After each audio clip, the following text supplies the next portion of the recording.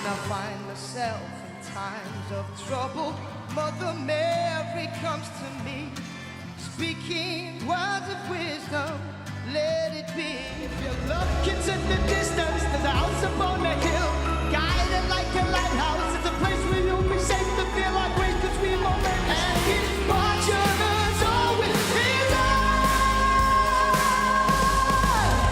of the tiger. Hello and welcome to Shake the Mic. Today I'm joined by Ant Russell, also known as Tighto. Yes, Jack. Welcome on. Thanks very much for coming in, brother. Thank you, Shake the Mic. Thank you, Jack. It's an honour to be here, man. Oh no, thanks for coming in, lad. Yeah, man. And I remember watching you all them years ago, lad, the first time you ever went on X Factor, lad, in your little red Lacoste top.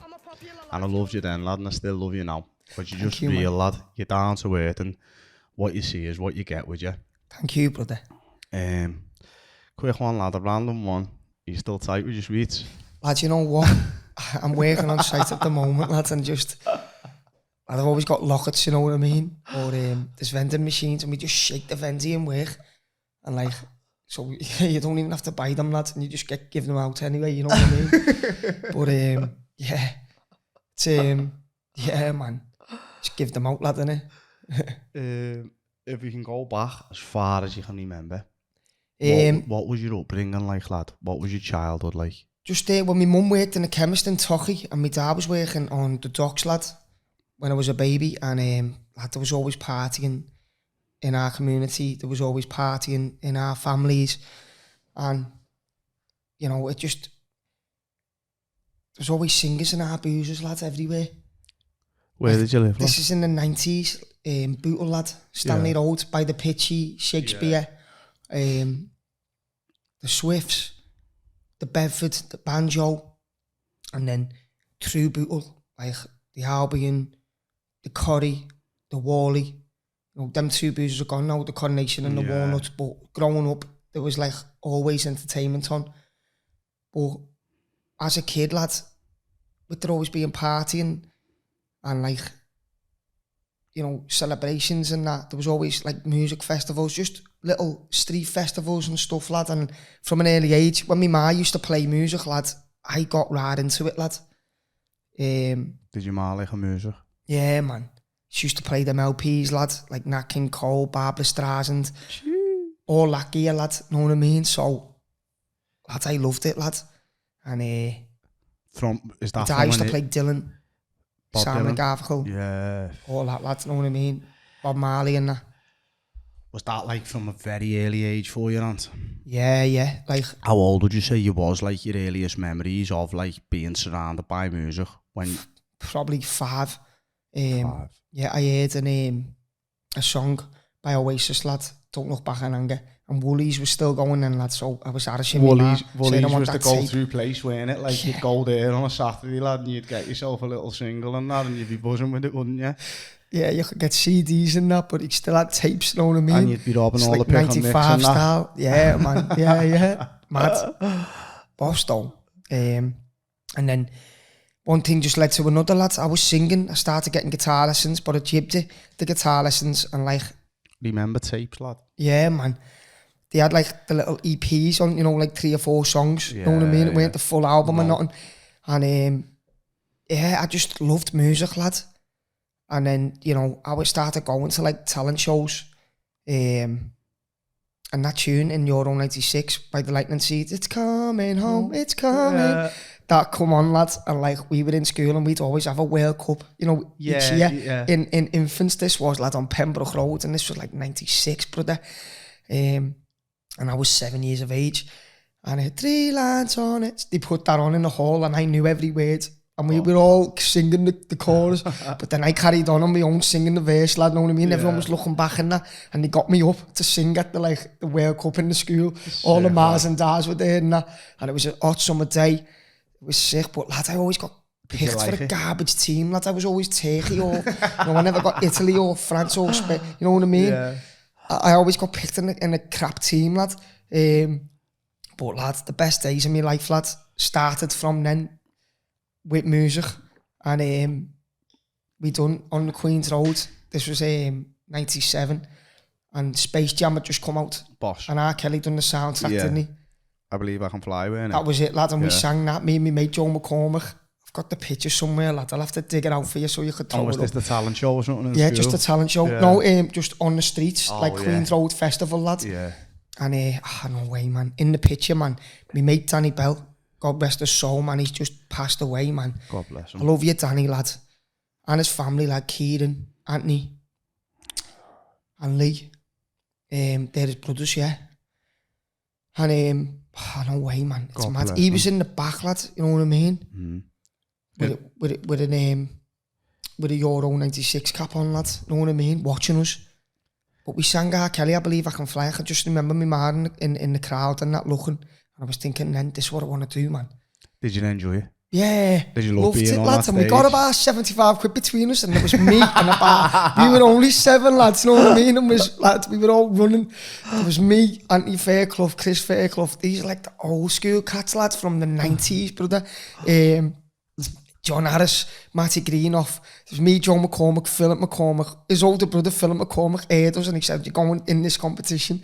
And it was Jed you all Shop. right then? It was Spolly. There was loads of us, lad. The whole, just loads of us. Lee Finnegan, Danny McGuinness, just the whole, it was mad. Danny O'Leary. It was just, go on, mate. At that time, man, were you good at singing then, would you say? Would you say you felt like you had a talent, or was you just enjoying it, lad? Yeah, You just loved enjoying it. Just it was loved just it. the energy of it. Yeah, man. I didn't think like I'm sick or nothing. I just You just loved to proper jump on loved the mic. it, lads. Yeah, man. You love to shake the mic, baby. I love to shake the mic, you know that, lads, innit? Yeah, man. Just so then, lad, we were running down the road with like 75 quid and that, and like we split it between us, me and Joey, and we give Philly, his older brother, like a tenner or something. But this was, lad, this is like 20. Where are we? 23 now, aren't we? Yeah. This is like 26 years ago, brother. It's know what mad, I mean? What was your life like around that time, and before, like, disregard the singing? Yeah. What was home life like? What was that like? Well, my dad and mum, they used to like, going out. Yeah. My dad was working on the docks and my mum was working in Toxteth at this time as a pharmacist. So, but they liked the bevy, lads. My mum liked the bevy, And your half fella did as well? Yeah, so sometimes, don't get me wrong, lad, they done the best they could for me, lad, and I loved them to bits, and, my family, they done me proud, lad, and I'm trying to do them proud. But, at that time, it was boss, lad, but, sometimes there was arguments and, like that working class life, lads, there was domestics and that, and it was what it was, lads. With them being in did they go to boozer and that, or did they drink at home and that? Sometimes, well, the boozers were active then, lads, so sometimes I'd have to go everyone, around looking for me ma. In the boozer, after school and all. In the Bedford, lad, and I can remember my ma on the microphone singing, and I was like, why is she doing this, man? Blitzed, and like, my mate was saying she's just having a good time and that. But you're a kid and you're fuming. That's your mum and they don't see it like that. This is when Neely and that, man, no way, man. Neely and Mandy ran that boozer, and there was 2 parts of the Bedford boozer, lad. There was like the Bedford side and the Queen's Road side. And like we were in the Queen's Road side, and there was a stage on in that side, you know what I mean? And like she was up blitzed, and it was like time and time again, even in the banjo and that. I'm not trying to diss her, lads. I love me ma to bits. You know what I mean? But she started getting heavy then, you know what I mean? And that split me mum and dad up, because my dad would be coming back home all hours, and like, it was crazy, lads. He'd be banging the door, and I'd be in bed, and my mum would be out on the couch, and then I'd come down, I'd hear banging on the window for ages, come down, open the door, and then they'd just start arguing, you know what I mean? Because my mum was just straight vocal, lads, you know what I mean? My dad would be out with the lads, like on the docks, and then going for a bevy. And this was when the railway was still open, lads, on the corner of Bank Hall. That's where I'm from, lads. Yeah, Bank Hall Road, I know. Yeah, man. Yeah. And that boozer's shut down now, lads. All the boozers are shut down, lad. It's not the same anymore out there, is it? So, with that being like the lifestyle, and did that affect you? Growing up, lads, yeah. Because I knew, I started hanging around on the streets then, lads. That's where you go to, innit? You go to the streets. And my mates' older brothers would be out, because my mate Matty Greenoff, we'd be out with them, not doing anything mad. They'd just be by the cars chilling and that, and like my ma would be, a kid, You know, my dad would work away so on the you could docks. just sort of do whatever you wanted. Yeah, where there was and I no was just not left to run riot, but lad, it was exciting. I felt like an adult. You know what I mean? Yeah, but you were only a kid. Yeah, man. Yeah. But you were sort of a free reign. Yeah, man. What's your earliest memory of like falling in love with music? Was that the moment when you've done the R. Kelly song and the Euro 96 and stuff like that? Are they your very earliest Stuff memories? like, I started crooning, lad, like singing swing at like 10, 11, like Bobby Darin and that, Matt Monroe, Dean Martin. I loved the Rat Pack, lad, from when I was a kid. Because my mum had all these CDs and I had like a little headset. But I loved Oasis and that, lad. Manic Street Preachers. Oasis were heavy in the 90s, Coldplay started coming on the scene, 2000. The early Coldplay Verve, stuff. lad.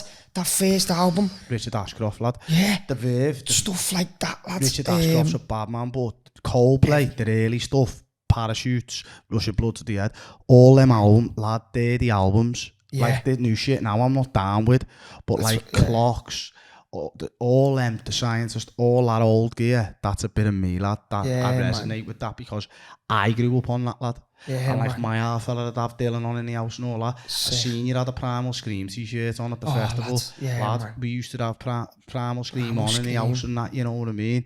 They were like, fucking hell, lad, my mum used to listen to like the Cranberries, lad, yeah. all that type of music, do you know what I mean? Zombie. And like, yeah, Zombie, yeah, fucking loads, lad. But like growing up, music was music. And in our house, my mum and dad both had good taste in music. They liked everything, do you know what I mean? Yeah, but man. it was all a proper gear.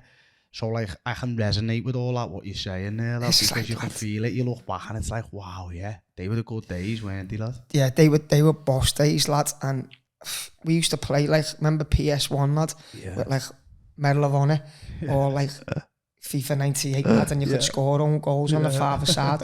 Just, lad, and we played that to like stuff like Queen, but getting back to when Coldplay come out, you know, Yellow, and like the Verve, Sonic, and you know, Bittersweet I love Richard, Symphony. yeah, Bittersweet Symphony and that. Yeah, we had like a little Umbro ball radio with a disc player, lad, and we banged that on, you know what I mean, and play PlayStation, Knockout Kings 99 and that. On the, but them songs just went with what, With you know what I the mean, vibe, growing up. Yeah, man. And Lucky Man and all that, lad. Lucky Man, lad, yeah. Boss, lad, wow. So then I started, obviously I liked music, but when there was talent shows going, I started going in for them. You know, when like my family had come, and there was times when I didn't even have no backing music, lad. Was you crooning at this point? Yeah, man. And I'd go in a suit, lad, at like 10, and like, Sculptor. my mate was all like, he was in the competition. Robbie Carter, Anthony Millward, and like, I had no backing music, lad. You know, and I was singing like Mac the Knife on the seat. Yeah, and I was winning. I think it was Margaret something, Search for a Star. You know, and we done two of them, and I won one. Never won another one. Would the competition be big, Tighto? Would there be a lot of people in it, lad? Or yeah, there'd be all like dancers, stuff like that, singing and dancing, and there'd be other crooners, you know. Who was on the scene? Will Young by then, and we were like 11, and Pop Idol had just come out. You know what I mean? And that. Evergreen, time, it? Yeah. You know, and Robbie Carter was singing Evergreen, and I was singing. Yeah, I'm on it, lad. So, lads, we were doing that competition, lads, and I won without no backing music. And but by this time, lad, I was chunging and that, you know what I mean, 11 and that. And like, I'd finished the thing, you know, and I'd be on the weed with all my mates who were like round about my age, you know what I mean? Were you all before your time, lad? Just, in that sense? Yeah, lad. You were like an adult as still a baby, really, looking back now. Yeah, this was 11, 12, lad. And like... And what, you'd just be smoking joints afterwards and that? Yeah, but like, obviously not at the gaff. I'd come home, be like, well done and that, done. And I'd be out then in my sheets, like with my mates under the subby, having a doobie, you know what I mean? In a suit, mad. Lad. Yeah. It's like a little pinstripe. It was mad, lad. And we'd just be all getting high, lad, and it was Rocky then, you know what I mean? Yeah. And we'd have like I remember Louis Rocky, lad. Yeah. You know what I mean? And if I was Rocky, you'd see you right, wouldn't it, lad? It'd on last the you a boots. while and that. Yeah, You just had to be careful because you'd be burning the fuck out of all your stuff, lad. Yeah. You'd be going home and you'd be getting an iron, lad. Ah, yeah. No wonder your eyes are sore. Yeah. Know what I mean? It's crazy. Yeah. from then, lad, I went to Savio, lad, in 2001. We were playing footy. I was singing. And then I come away from like doing footy, lads, and then just carried on singing. Doing like, I was in the school choir, then I was singing in like different talent shows. And we done a band called, I was in year 10 by this point, and we were called the Bobby's Helmets, lad. And we had a 5-piece band, keys, bass, 2 singers, me and Joe Asley. With Bentley on the drums, Dale Swanson on the keys, Matty Toner on the guitar, and then 2 of us singing. And we got Who come up with the name, lad? Bentley. Belton name, Michael lad. Bentley's heavy, and he's in France at the moment playing drums, lad. You know, for this band, he's smashing it. And lad, I started getting into like in my teenage years. Then I was into hip hop and that. I never rapped. I'd have a little play about rap, know what I mean? Yeah. But I was into stuff like Bon Jovi then, lad. AC/DC. I started getting into all that gear, Led Zeppelin, and we were in the band. I remember MSN. Yeah. We done Battle of the Bands in like 2004. I was 15 by then. And we won Battle of the Bands, but it was over in Birkenhead, this big competition. Sick. And Andy Pickering, we done a cover of All Together now in this Boss studio, lads. The farm all together now. Yeah, Tune, we lad. covered that, and then we done our own song called How Long Is Love. I'll try and dig it out for you. What was it like, lad? Dig it out if you can. I will do, lad.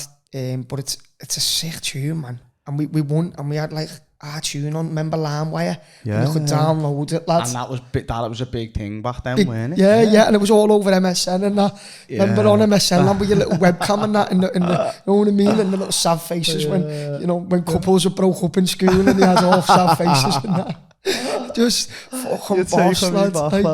Fucking boss, lad, them days, man. Yeah. No, when you were How Long Is Love, you did that song. Who did the song? Dale Swanson, lad. Dale Swanson, the keys player. Yeah, is he the one who did it? Yeah. But it was...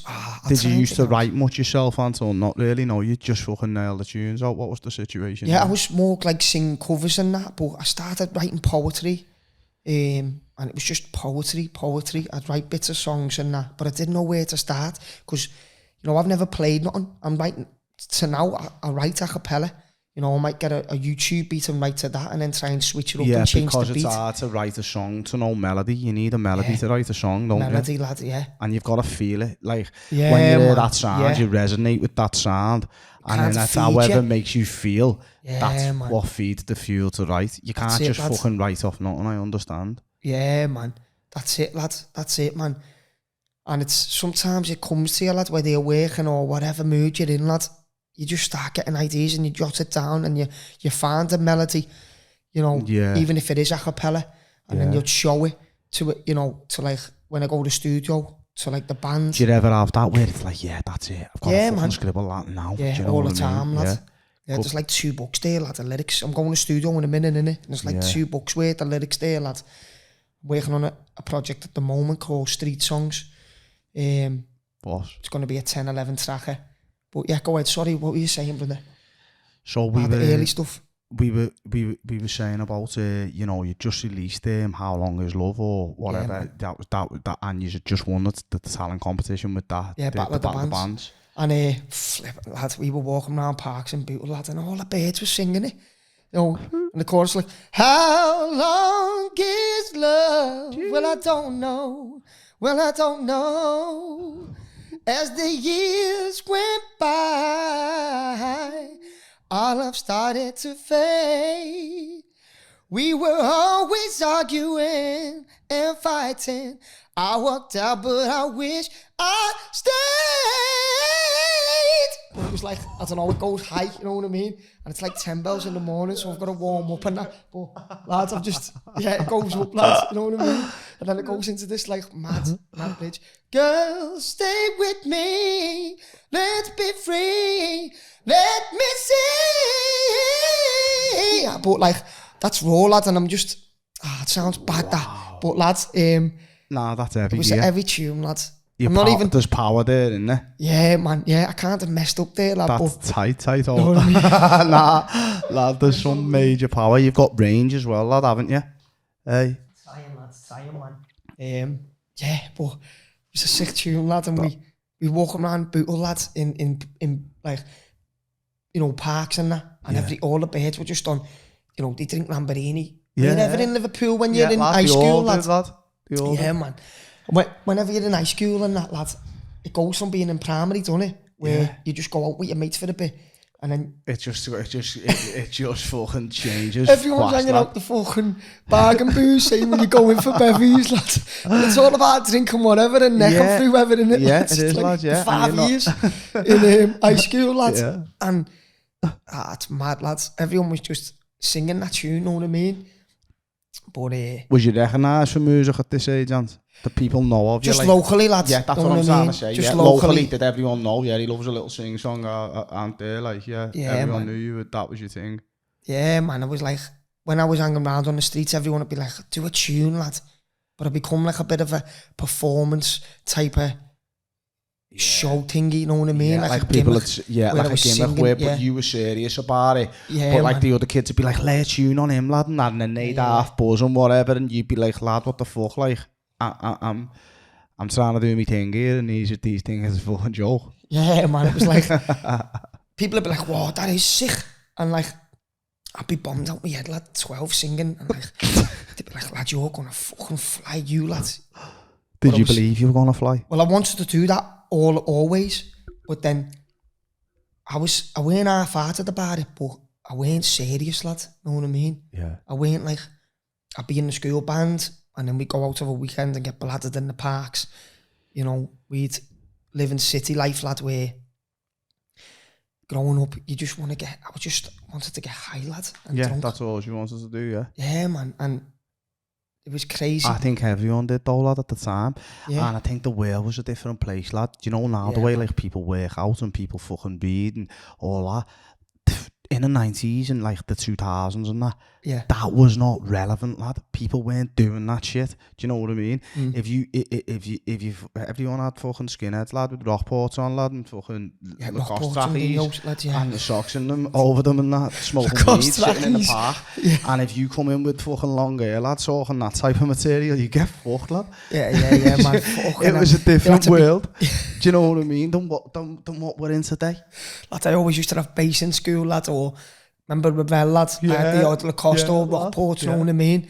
But Lacoste were a bad days in school, lads, and you get your Easter club, wouldn't you, and go to Sowie? Yeah, lad, you get a zoney and that. Zoney, lad. Everyone would get a zoney. The zonies, lad. And you get on the train, and lad. And you wouldn't use them and you'd be like, yeah, man, know what I mean? And you'd all be talking like that when you got up there and that, up to Sowie. You'd all be smoking joints and whatever. The place would be taken over by Scousers, wouldn't it? Yeah, and man. You'd be taking everything, robbing everything and that. The Manchester and that, wouldn't you? At Sowie and like... Yeah.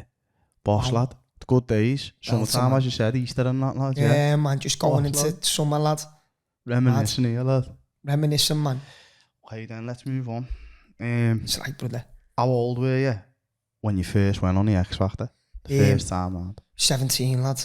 You look young as well for 17, didn't you? It was 2007, weren't it? Yeah, but lad, 17. Walk me through that experience at the very first audition, and like as clearly as you can, like the whole fucking shit back. You know what, lads? I was in Hubert College then, lads, doing performing arts, and you know, that was on Stanley Road by ours, and we get EMA then. Yeah, building up to it. Yeah. Building up to the X Factor, I didn't put myself forward for it. Don't get me wrong, I was like, yeah, sound, I'll have a go at it. And there was a Greek dance teacher called Alex, and she was a badass, lad. She teaches how to dance in Hubert. Now, look, I can't dance, but I'd have a go in there, lad, and we'd have a laugh. We used to get whiffed, and it'd be our last lesson on a Friday, lad, yeah. And there was 3 boys in our college, lad, and the rest were girls. Or from all, you know, ages. Yeah.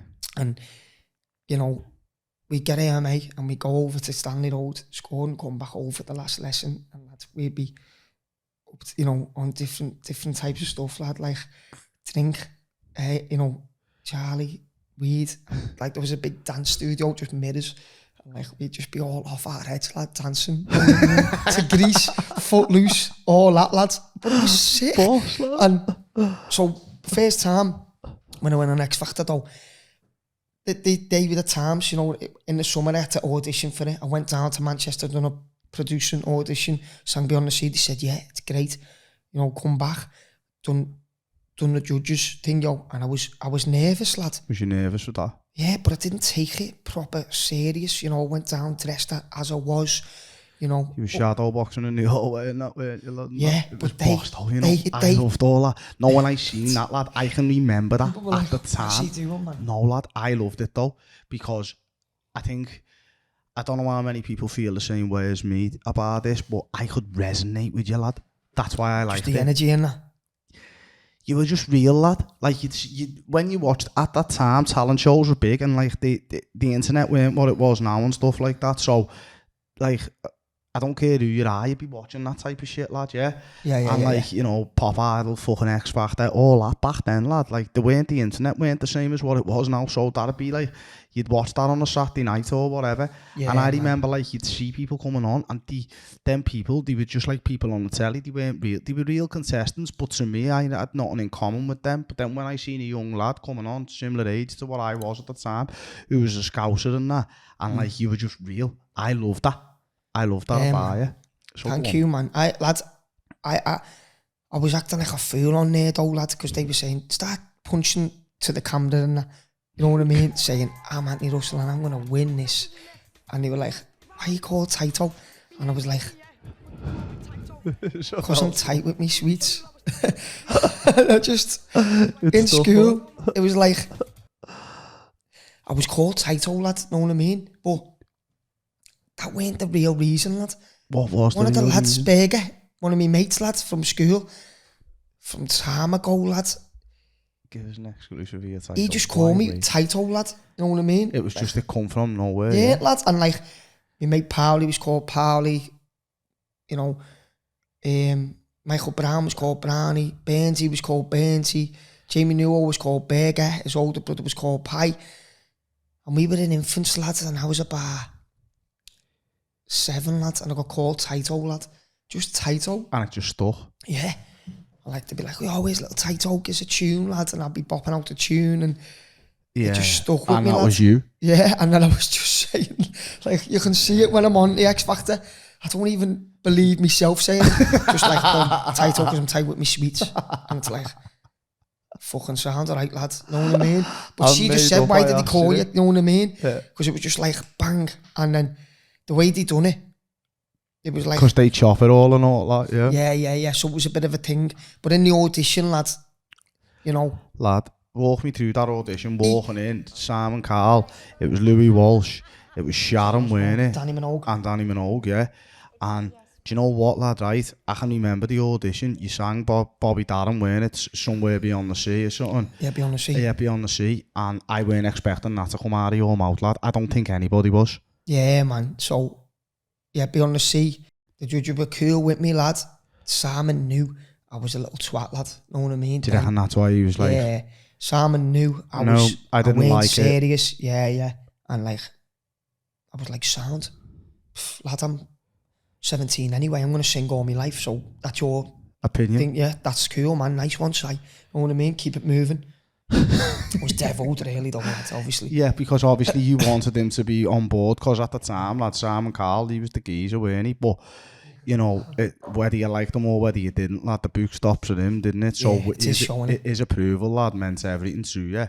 Yeah, man. You could see that, but you got 3 yeses. When you were walking into that room, Tighto, what did you feel like, lad? Knowing that door actually opened, you walked in, and Simon, because at that time, Simon Cowell was massive, lad. Like, when he was in front of you, yeah. How did that feel, lad? I just, you know what, brother? It was just so surreal, lad. And then we had to do a cappella, didn't you? Yeah. So I was used to doing a cappella, lad, and I just sang. Give us a little bit of Somewhere, you know Beyond the Sea. Give us a little bit of Beyond the Sea. Lad. Somewhere beyond the sea, somewhere waiting for me. If I could fly like birds on high and straight to arms, I go sailing. So yeah, it just... Yes, lad. It went like that, lad, and then, you know, so then... Sorry. You know them ones. Nice one, brother. So then, yeah, lad, and he thought, he's not ready, man. He's cocky. He's not being himself, know what I mean? Because obviously they'd seen everything what I was up to in the waiting room and that, and thought, not this, know what I mean? Had you seen him before you got in there, yeah? No. No. So you'd never, so when you're in the waiting room, Tighto, you can't see what's behind that door, it's only actually when you get in there. Yeah. When you come out, and you come out with 3 yeses, didn't you? Yeah, I was made up. I was like, you know that, and this was Dermot. Was it Dermot O'Leary? Yeah, he was there back then, lad. Yeah. And I was like, yo, hugged him and that, you know that. And we were saying that then, lad, in 07. You know what I mean? People are just saying that now. And lads, and like, and I was just a little scally, just not serious about it. But lad, you were 17. Yeah. What 17-year-old who is a scally who's been fucking raised in Liverpool, lad, from the streets is serious, and that it's hard to control all that energy as well. You've got loads of energy, there's loads of pressure on you, loads of people around you, they're saying, oh yeah, they've got you fucking playing up for the cameras, there's pressure on you, that's why you're chatting shit, like, fucking they said it was tight with me sweets and that, instead of just shit, like now you're older, you'd have probably said, one of the lads called me and it just stuck, I don't know where the name came from, but at the time, you're under the spotlight and you just do it, and you knew you had a talent, you knew you could sing, didn't you, lad? But you just didn't know how everything else went with it. Yeah, lads, I was dead. I mean, I was cool with them, asking whatever and being on camera. You know, it looked all right, lad, didn't it? You know what I mean? But, I don't know, lad, it was just, a belt set, just lad. Be self. I don't know. Look, listen, it set you in good stead, right? Because for all, like, it's because it's you're looking back at it in a different way, but lad, it put you on the map.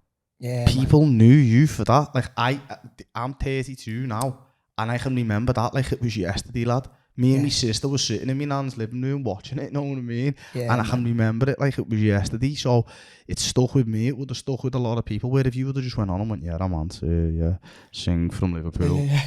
No one would remember you, lad. Got to be exciting and a bit bold and a bit. And just be yourself, because that is a bit of you anyway. And it's like, oh, you're out a lad, dude. You're out there, aren't you, lad? You know what I mean? Trying to be. Always be yourself, lad. Don't change for no one, lad. Keep shining. Thank you, man. Thank you. So, how far did you go in the competition? I went to boot camp, lads, and everyone was just partying then, lad. We were just all partying, and I didn't get to do my second audition, in boot camp. We all got sent home, lad. And it was what it was, lad. We all went home on the train, lad. It was in the papers and that. Yeah, boot camp. In boot camp, what would be happening? Would everyone be on the booze and that? Yeah, man. People say like, they're from X Factor, they're not real artists. But these gang of musicians who I was with, lad, wrote songs like real artists. Yeah. They went through the same shit as other fucking artists do. You know what I mean? Yeah. We had problems like real artists, lad. So, yeah. Fucking hell, lad, there was parties everywhere, and it was heavy, lad. Yeah. You know, I went down there with about £7, lad. You know, everything was there, lad. You know what I mean, lad? And I was riding to Dingo then, lad. I was whiffing and everything, lad, by then. Yeah. You know, 16, I started taking ecstasy on the chabs and that. And, you know, I was 17 then, lad, and I was in college, you know, and, you know, them days, I was bang into it, lad. Yeah, you know, most days. Like, yeah, drinking. At that age as well, though, lad, it doesn't affect you the same, does it? Like, Tuesday can be Thursday, lad, Thursday can be Saturday, it doesn't matter. And, like, the next day, you just bounce back from it. There's no, like, the pressure's different, your age is different, and you're fresh and you're raw. It doesn't affect you the same, lad, does it? Yeah. It doesn't, because you're young and your energy and you can get up and go. Yeah, the next day, you're back. You'd be on a messy one and you're into college then, and it wouldn't be. It's nothing to be worried about. You know, you'd have a jabber and then you're back into the motion of the week and then again, just floating, riding the week, aren't you? You know what I mean, lads? And then after then, when I come home. So when you were in boot camp, what happened? Did they say, right, you're not going to succeed to the next stage? What happened there? Yeah, we all just got woken up, lads, about 30 of us and told to go. You know what I mean? And then there was like, we got our train fare, lads, and we went home, lads, you know what I mean? Yeah. Lads, I had like about 40, give me about 40 quid extra, lads, you know what I mean? I was on the train, me, lads, on the way home on the ale and that, yeah. Went back with me suitcase and that, I was like, I didn't get through in that. How did you feel, lad, at the time? I don't know, lads, I was just, it just was what it was, you know what I mean? I was just like, flipping heck, it is what it is, you know what I mean? Might as well just crack on, yeah. Lad, it got me that, I was 17, but I was like... I thought he said, like, I thought it was on an audition basis where, you know, they said, sorry, it's a no from us this time, but it weren't. It was just because you were partying to fuck. Yeah, people were going around with fire extinguishers and that in people's rooms, thing going and that. That weren't me, obviously. But, like, everyone was doing that, lads, having fights with fire extinguishers. It was crazy, lad. It was crazy. And then, so yeah, 30 of us went home. It was in the papers and that. And I just come home and it was just a big blur, brother. I was working in a car wash at the time as well, lad. You know, what car wash were you in? AJ car wash on Lineker Road, lad. And my mate owned it. And lad, it was sick, you know. Everyone had just been whiffing. Just, you know what I mean? Yeah, up working. Was just singing and that. It was sick. It was sick, lad. Yeah, and all the boys that just come, because one of the boys had it, you know what I mean? Yeah. And it was heavy. How long was you there for? I was there for about 3 months. And then I went back to college then, lad, into Liverpool Community College to do acting. Yeah. And I went there till October. Liverpool Community College, was that the one on Broad Green Road there? No? You know, just opposite the, you know, the Philharmonic. You keep on going up that. Is it Myrtle Street? Yeah, Myrtle I know Street where you it is, mean, lad, Myrtle Street, yeah. and it's got that little cafe as you go into Tocky on the left. Because it used to be there, but it moved there at this point. Yeah. It's got like a KFC and that over the road from it now. Money, know what I mean? Money, yeah. So, and lad, they loved me, lad. I was there. We had to get up and do a little bit of acting, and then October come, and I went to Lancaster Farms then, lad. I went to jail. What happened? There was like 2 years before that. There's so long, the trial and everything went to. There was these fellas on Stanley Road, and we were all having a drink, and someone asked them for a bifter, and they've turned funny, so it went off. I didn't touch no one, and I am guilty. All I done was I kicked the car with mirror off and done a bit of criminal damage, ripped the license plate off. This is when I'm like 15, 16, lad. So then it goes off, and I said, the kids just have them. They started swinging arrows first, lad. Yeah. So then, obviously, you know, one thing's led to another. Yeah, I've had to do an interview. Boom. Then I obviously went away. What happened to the fellas? Did they get ironed out? Yeah. Yeah. In a bad way, like. And it was just, you know, I'm sorry for what happened. When things happened. But it happened. Yeah, the kid got flipping. Dead pigeons getting bounced off him and everything. Like, as he was running towards us, like people were just throwing, like, know what I mean? There was dead pigeon. Someone just threw a dead pigeon. Someone asked him, any bifters there, lad? As he's come out the shop. And he said, nah. No, said something, and then someone went, well, who are you and that? Then his mates got out the car and went, who do you think you are? Yeah, I know. And then the commotion. Kids, lad, on Stanley Road, there was loads of us from everywhere. Yeah, you don't just do come that. from everywhere. You just get in your car and get off, lad, innit? Yeah, it was mad. Yeah. It was mad, lad. Stupid. So you got nicked at the time. No, did you get arrested then? Or did you get away? Knock on the door? The plod went round with them in the back, and they went round pointing, know what I mean? And then, so then, obviously, I've got called to do an interview.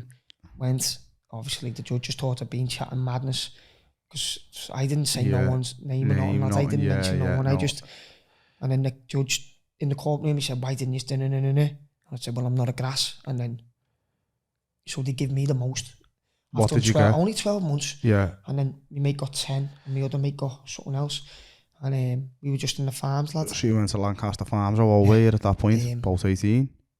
17, I was turned 18 in there. Yeah. So it was just after the X Factor then, lad, right after, yeah. So we come out September. So you went from X Factor to Lancaster Farms. Yeah. Like we were in, I had a little sharp telly watching it in myself. Everyone was up the window going, oh man, what are you doing in here, lads? Get back out there and make it, lads. You know what I mean? And this was back then, brother. Yeah. And you were watching yourself on the X Factor in the cell in Lancaster Farms. The live shows and that, you know, like we'd come out for Soch, and there was all kids from like Nogsy, Scotty, Kenny, and we'd be all around the pool table and like be watching. They'd be like, what are you doing here, lads? You should be on there. You know what I mean? And like I was like, I'm gonna try again, lad, come out. So, but everything was cool in there. What was jail like? Was it sound? Tighto! We got burned, lads. We got first night I was posted, you know what I mean? Yeah. And like, it was mad. It was a wake-up call. But then when it got out, you know, a week being out, it was just straight back to the... Did they know? Yeah. Do you think the X Factor changed your life at that point in any way? Just the people recognising me. Exposure. But people would be like, yo, Tighto, tight with your sweets, but they don't know us, lad. Yeah, you know, you got kids who are proper raised in universities and, you know, shouting all madness and that, but they don't know our way of life, lad, do they? No. Not saying that we're any better or we're any, you know. But they're just different. Yeah. They're different, lad. You know. Which is cool, man. I'm like, yo, what is, son? And then they try and make a funny little thing go out of it. And you're like, no worries, brother. Yeah, man. You know what I mean? And you just, you just carry on and go, you know what I mean? It's like, I've got to make it, man. Yeah, man. So there was a 10-year gap between Series 4 and Series 14 in 2017. So by then... Fill that gap for me, lad. So by then, lads, I was like active in addiction then, lads. You know, I got back into Liverpool Community College. They rang me while I went away saying, look, we don't care what he's away for. When he gets back out, tell him to come back. So, you know, so it was right back when I finished the farms, and then we were doing acting and things were going good. And I was just singing around boozers then, lad. And then I got asked if I wanted a job by my uncle in Joseph Parr's in a timber merchants brickyard. So I went there, lads, and I quit college. And the year head, Paul Carmichael, lad, boss fella, he was saying, you're going to throw everything away. We can get your auditions for this. We love you here, you can do boss, just stick it out and, you know, we can get you onto good things. I was like, I'm getting no money at the moment. I've got this job, you know, and I thought I'm just going to go sing around booze over a weekend and work. But that weren't it, lads. I got into this job and I was just partying over a weekend. Because you were getting the dough, so it was fun, wasn't it? Yeah. And then what was you doing? Was you sniffing Charlie? Yeah, majorly. On the weekend, like most nights, lads, having a bag of weed most nights. School nights, and just, you know, I lasted 6 months in that job, but it was belter, lads. Did you last 6 months because of your lifestyle? Do you think you would have lasted longer if you weren't living the way you were living? Oh yeah, they loved me, lad. Yeah. Or, you know, I failed to come in like three days on the bounce, lad, at one time, and two Saturdays. You're coming in tomorrow, definitely. Yeah. You know, there was a party in the Sylvestrian, lad, and that was that. You know what I mean, lads? I didn't answer my phone till like Monday. You know what I mean? Yeah. And then it'd be coming up with some sort of bananas. That what happened on that weekend and that, or would you be straight with them and tell them? No. Would you be saying, oh, this happened, that happened? Yeah, you're back into work again. Yeah. And then the following week they said, look, we've got to make you redundant, lad. You know, we're getting rid of loads of people, which they did. Yeah. They got rid of 2 others, lad, and I got redundancy pay, but I just went out again and just, you know, obviously went out on one. But that 10-year gap, lad, I was working on the docks with my dad and my uncle. I was working in skipyards, circle skipyards. I was on the railway, and it was like 2015, and I was working on the railway, lad. You know, when I had a baby coming, and I was just off the rails by that point, lad. I was working down in Bicester, and I'd say to me mate, "You're network railing it this week, lad?" And he'd go, "Yeah, man," and it meant, you know, we'd have network rail tops on. You wouldn't pay, lad, through the gates, and you know, you get to Birmingham, don't you? Yeah. And they go, "Tickets, please," and you're like, "Network rail." We weren't. We were just working for an agency on the railway, and they go, "Yeah, man," and let us through. You know what I mean? It was like 80 quid up on there and back. You know what I mean? On the same ride. Just on network rail all the time, but you weren't really. You were just blagging it and getting there and back for nothing. Yeah, just like network rail, man, it's sweet. And then I got kicked off the railway, lad, because I went in after on a 3-day, lad. And but they onto you? Yeah, lad. There was a big work brief, lad, up in Blackburn, and we were just. It was heavy, lad, because I was doing it most weekends, and the money I couldn't control it. Jack, brother, you know, I was a grafter and I loved digging. I loved, you know, the civil, you know, the drainage and all that stuff, lad. I loved. It's hard work as well, lad. Yeah, digging ballast and that, but it was good money. And, you know, most weekends I was out partying and I was off the rails, lad. And then I went in and like I'd fell a kip in the work brief, and it was all big network rail bosses, and they were going, "Hey," like that, "Wake up," and that. And I got up and I went, "He's all right?" And they went, "Yeah, we are. You're not though. Get downstairs for the DNA." I was like, I was drinking loads of water, lad. You know what I mean? They give me a bottle of piss. Passed the piss test weeks later, but when I blew on the day in the thing, it was like 4 times over, lad. They just said, "Look, is your PTS? We love you," and that. But you've it just got to comes go. to a point where Yeah, there's enough's enough. Enough's enough. So then, when I got my CSCS card now, when I come out of work and I was just singing round boozers, this is how X Factor got back in touch with me, lad. It was like a 10-year gap. I was 27 then. And I'd come out at the railway, I was singing round boozers, I was drunk and that on videos, and like, this scout got in touch with me on Facey saying, yo, we've seen you, we think you've got a great voice, come back on X Factor. 10 years ago. Was you just getting caned in the boozers, lad? Yeah, I thought, whatever, lad, this is a blag, this. You know what I mean? So I didn't answer him, and went, are you there, Anthony? So I said, yeah, there's my number, and he phoned me, said, we've got auditions there in Dale Street, in a bar. Why don't you come down? So I went down there, lad, but I had a black eye in the audition. What was your mentality and what was your mental space like at this point, lad? I'd like, because I just, you know, I weren't seeing my daughter, I was drinking, sniffing on the regular. How old was your daughter at this point? She was 1. Yeah, man. So then, and what was your relationship like? Fucked. Good. I weren't seeing my daughter, and I was. With your ex-bird at that time? Yeah. So I was split up. Yeah. And then. And what at that time was that because you were partying and that, lad? Yeah. Yeah. Was it on you? It was all on me, lad. Yeah. So you were living fucking in a bad way, and you knew that at the time. So you've rocked up to this audition. Yeah, you got a shiner, and then. Have you got the shiner? Have you been fighting? No, I just sang, lad, to these kids and that, and he just walked behind me and stole it. You've seen the video, innit? It's everywhere. Yeah, man. And so that was at that time. That was at that time, just before then, lad.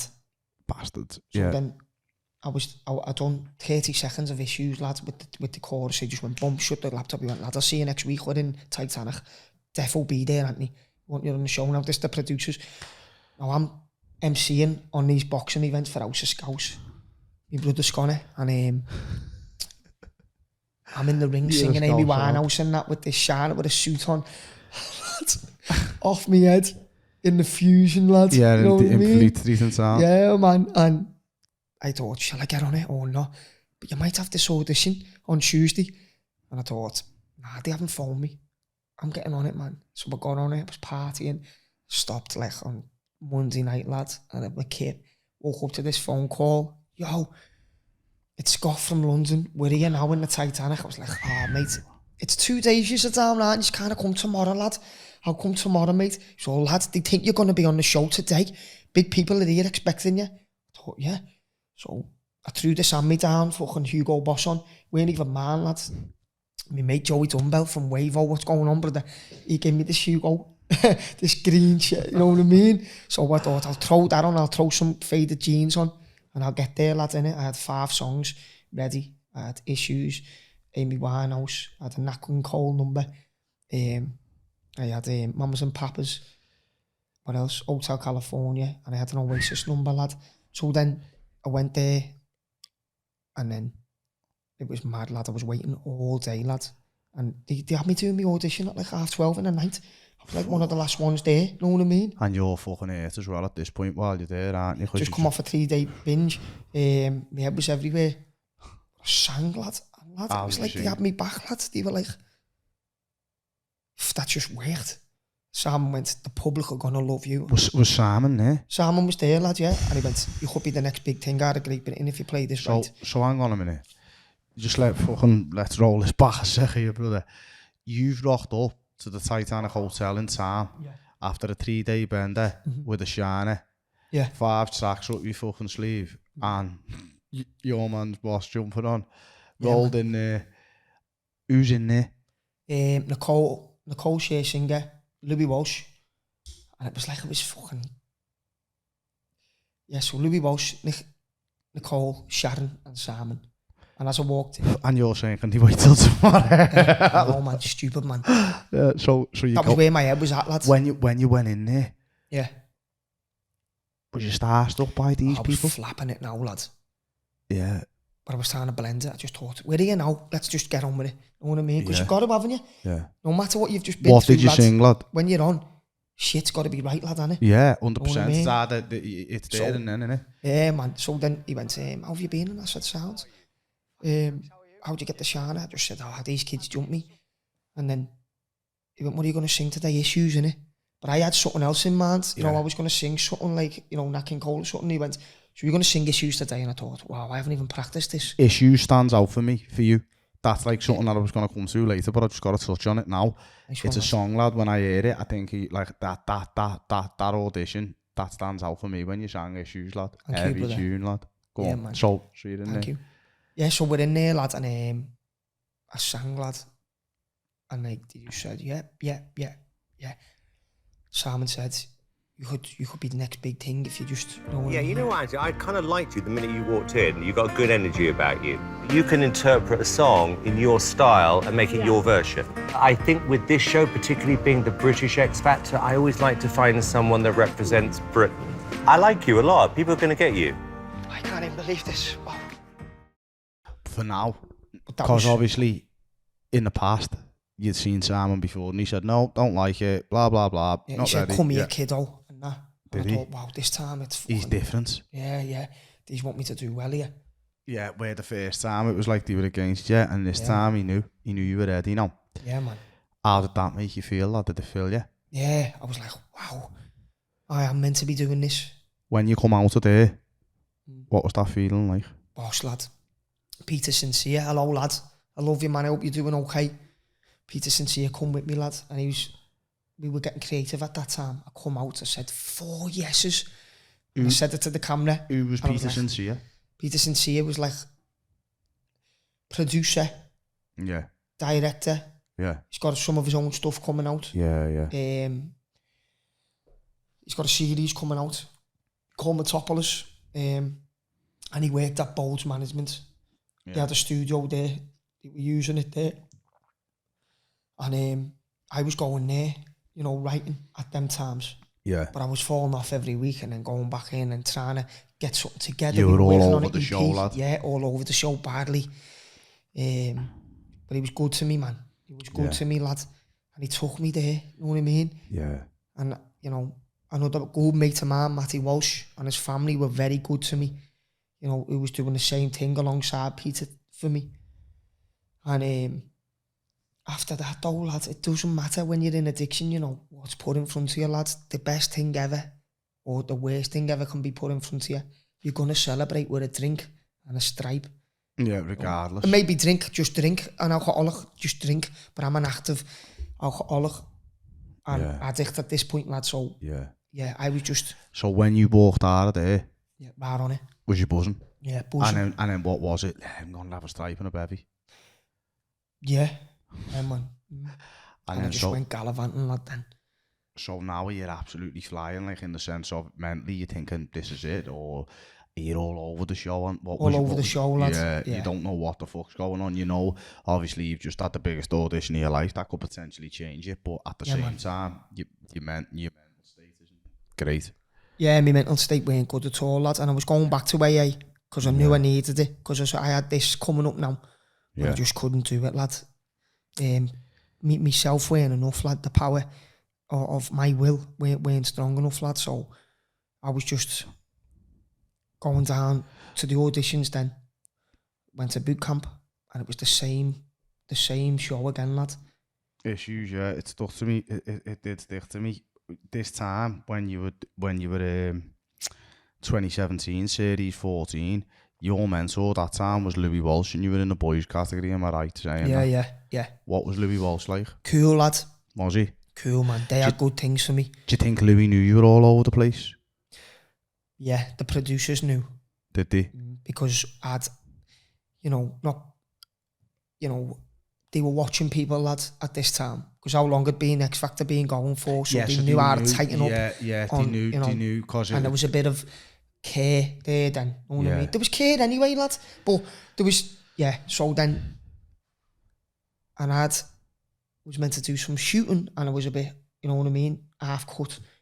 So then I was talking to the producers and that, and I was all over the place, lad, and then I had to go and see. I made it to judges' houses then, you know what I mean? So then, on the way to the judges' houses, because I got through, lad, and then got through the 6-year challenge, was on the way there, I had to go and see the doctor in London, and turned up blitzed, you know what I mean? I was on a train, lad, and then bounced into the first class carriage, just getting cans, as if I'd paid for first class, know what I mean? Yeah. Just like doing all Instagram lives, all, yo, there's a Carl in there, lad. Yo. You know what I mean? Just cracking cans, and I'd been out anyway the night before, lad. Know what I mean? And yeah, man. You were loose. Got told to take the video down and that. And who told you to take it one down? of the team, you know, you know what I mean? Production team. Are they with you quite a lot, are they, Ant? Yeah, like during this period of time, can they see what you're doing? Yeah. Wow. They were like, don't give it away, what you know what I mean? What you're doing and that. Because it's going to be good, you know what I mean? Yeah, for so you. basically, yeah, they were trying to keep you together. Yeah, man. But you were beyond help at that time. Yeah, man. Try and describe to me the intensity of the 6-chair challenge. Oh, that was nerve-wracking, lad. That was nerve-wracking. Because potentially, you know, at this stage in the competition, it's do or die, and it can actually change the outlook on your whole career, can't it? Yeah, man. That's it, lad. There was about 21 boys there, lad, and 6 got a chair. You know, and I sang third out of all them boys. I didn't stand up and swap, and I didn't have to do a sing-off, lad. I sang Joe Cocker, You Are So Beautiful. Yeah. You know that, lad, off Carlito's Way, lad, come on. Yeah. Beyond the Sea, good fellas. Yeah. You know that, lad. These people who were saying, like, I know what I mean, sing Beyond the Sea and that, but these originate from... Yeah, it's a Belter, good gear, yeah. Good gear, lad, yeah. so... Yeah, lad, so I sang that, lad, You Are So Beautiful, and I stayed in that chair, and kids were coming on, you know what I mean, singing, who was sick, and I was like, I've got to get up now and sing. Yeah, I had an Amy Winehouse up my sleeve to sing. See, that's a scary situation, innit? Because like the way man. me and you are sitting here now, you've got to sort of have something up your sleeve, because you think these could just say, right now, yeah, go on, you're getting chair number fucking 4 or whatever, and that means you're up, and you've got to have another sing-off again, don't it? Yeah, man, yeah. And don't get me wrong, I was ready, lad, you know what I mean, to sing off. And yeah, I just got stayed through, lad. Every time I've ever watched it, like that 6-year challenge, it's intense, lad, innit? It's heavy, you know innit? what I mean? Yeah, it's heavy. So at this point now, while you're doing all this, in the background, you're struggling with addiction badly as well. Yeah, man. That just even, it just shows your character, lad, even more. Because a lot of people, lad, you're on live shows. They're big shows, aren't they? Do you know what I mean? Yeah. Where were these shows, lad? These were down in London, lad. So how many people are in the arenas at this point? Well, it's quite small, the place where they do it. But when you're on live television, the ratings we were getting, lads, were like 13 million people watching. But I was well rehearsed and I knew what I was doing. It weren't like, oh, you've got to learn this song by tomorrow. Bang. Weren't none of that. You know what I mean? Yeah, you knew what you were doing. I chose my own songs, lad, and I knew, you know. Did you feel experienced at this point, Hans? Yeah. You knew what you were doing, yeah, lad. Man. That was what I'm into. The music is what I do, lad. And they were covers as well, lad. So easy to learn, easy to nail, lad. Yeah, you had it down. Yeah, man. Did you feel confident? Have one of these waters. Of course, lad. That's what they're there for, lad. It's like a nice one, brother. Did you feel... nice one. Go on, brother. Yeah, did you feel confident going into these auditions and that? Or not at the time because of how your mind frame was? I was still confident. You still believed in yourself? Yeah, man. Because, like, nowadays, the music and the drugs and the drink and the rock and roll and that, it's so mainstream, lad. This drink and drugs. And sometimes it helps with your performance. Don't get me wrong, I never went on. Or it can hinder it. Yeah, I never went on half cut ever. I was sober. And as long as I knew what I was doing on stage, lad, I got it together and I could do it, lad. That was not an issue. The singing's the easiest part, lad. Yeah, it was, you know, being on stage is good and it's enjoyable. That's what I love doing. But being, like living through it and the things you know what I mean, ups and downs and having problems with different people and that, it's a bit mad, you know. Sadly, you withdrew from the competition. Yeah, man. Why? Because I went down to that doctor's, the ITV doctor's, and I was on the train, weren't I? Yeah. And I was just going mad, lad. I'd been out the night before, and, you know, she was saying to me, look, I don't think you go through to the live shows. What's this to say? You're not going to go off on one and come on, or, you know what I mean? It's not going to be good. And how was you feeling at this point? Sorry. I was like, nah, I can't. I said, but I can work for a living. You know, I'm not going to mess it up. But I was messing it up, lad. You know, they could see I was a liability. But you couldn't at the time because you were just that lost inside yourself. Well, I was blind, weren't I, lad? I was powerless over alcohol and addiction, lad. So, God bless you, lad. you know what I mean? It didn't matter, lad, what was in front of me. Just as long as I had a nail in that. You know what I mean? It'd be raining outside. Yeah, I'm going to get a nail today. You know what I mean? Phone him, lad. It's Monday today, lad, isn't it? What you want to do? You know, kids would be outside the bookies having a joint. This would be Monday, Tuesday. I'll be having a can. You know what I mean? Going in, having a thingy. It went from weekends and high days and all of these lads to like an everyday occurrence, lad. Affair, lad, yeah. Yeah, all the time. Whenever it was fucking available. Yeah, man. You couldn't operate without strapping. It. Yeah. That kid's phoning me, lad, where's me dough? You know what I mean? Your head had fell off and that. You're like, oh yeah, lad, I'll box it, I'll sort it. And you're probably strapping off someone else at the same time. You're just fucking trying to get through day by day, lad, aren't you? You know what I mean? It's just a whirlwind, lad, innit? It's a mess. Yeah, but don't get me wrong, look, X Factor lads were good to me, lad. They'd helped me a lot, lad. They helped me a lot and they sparked the flame for me getting well again. You know, on the way home from that moment in that doctor's with that woman from the ITV doctor, you knew that's it, it's over now. No, because I didn't, you know, they didn't tell me the decision then. No. They just acted as if everything was good and that. Okay. Know what I mean? And then what happened? Did you get home and then get a phone call? How did that come to be? How did you know that's the end of the road for you here now? Series 14, this is it, finished. I got phoned up by the producer. And what did the producer say? He said, look, this can't go any longer. We're still going to help you, you know. Yeah, but we're still going to show you your footage of issues and everything. But it's the end of the road.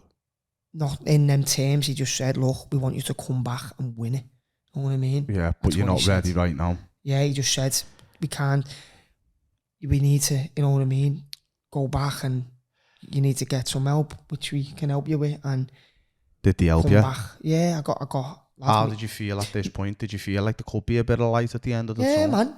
I was cool, lad. Because I was thinking, once this comes out, lad, this issues, mate. You know what I mean? Lad, I remember it. It was happy, weren't it? It'd be cool, you know what I mean? Not cool, like, I'm all living the life and that. At least I'm getting a bit of exposure. Of trying to do something good with my music. Yeah. So then, let me just say, lad, issues come out. And then Louis got in touch with me, didn't he? Well, this is where I was going to come through next. You received a tweet from Louis Tomlinson. What did it say? Go to Liverpool, working class lad. Anthony, I've got your back. I'm rooting for you, lad. And I was like, wow. Now, lad, get on it, lad. When this audition come out, lad, I was on it. I was watching it off my head. You know what I mean? When it come out. So. How did you feel after reading that tweet? I made up, lad. I posted straight away going, yes, brother. You know, I was on Twitter, made myself a Twitter thing, you know what I mean? Yeah. And then I was just posting.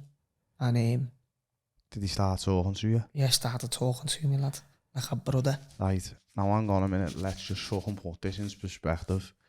You've got Louis Tomlinson from the biggest boy band on the planet, lad. I don't care what you say or where you're from or whatever. One Direction were the biggest boy band on the planet, lad. Yeah. Where weren't they? At one point. Lad, yeah. They were massive, lad. Millions of followers worldwide and that. He's a multi-millionaire. And out of all the people on the planet, lad, he chose you. Wow. He kicked into you. Yeah. Wow. Think of it, if lad. You put that in that perspective. I think of it all the time, lad. Know what I mean? If you had a message for anyone watching this podcast out there, lad, yeah, who was maybe struggling with self-belief, or they've got a talent, or they've got a dream and they're not pursuing it because there's a lack of belief, or what would the message be? The message would be, the key is to just keep going. The key is to keep going and, you know, try and get some help from anywhere, lad. Whether it's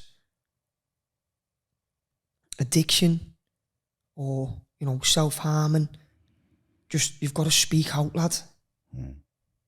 Because we're all human and none of us have got the answers because no one's perfect.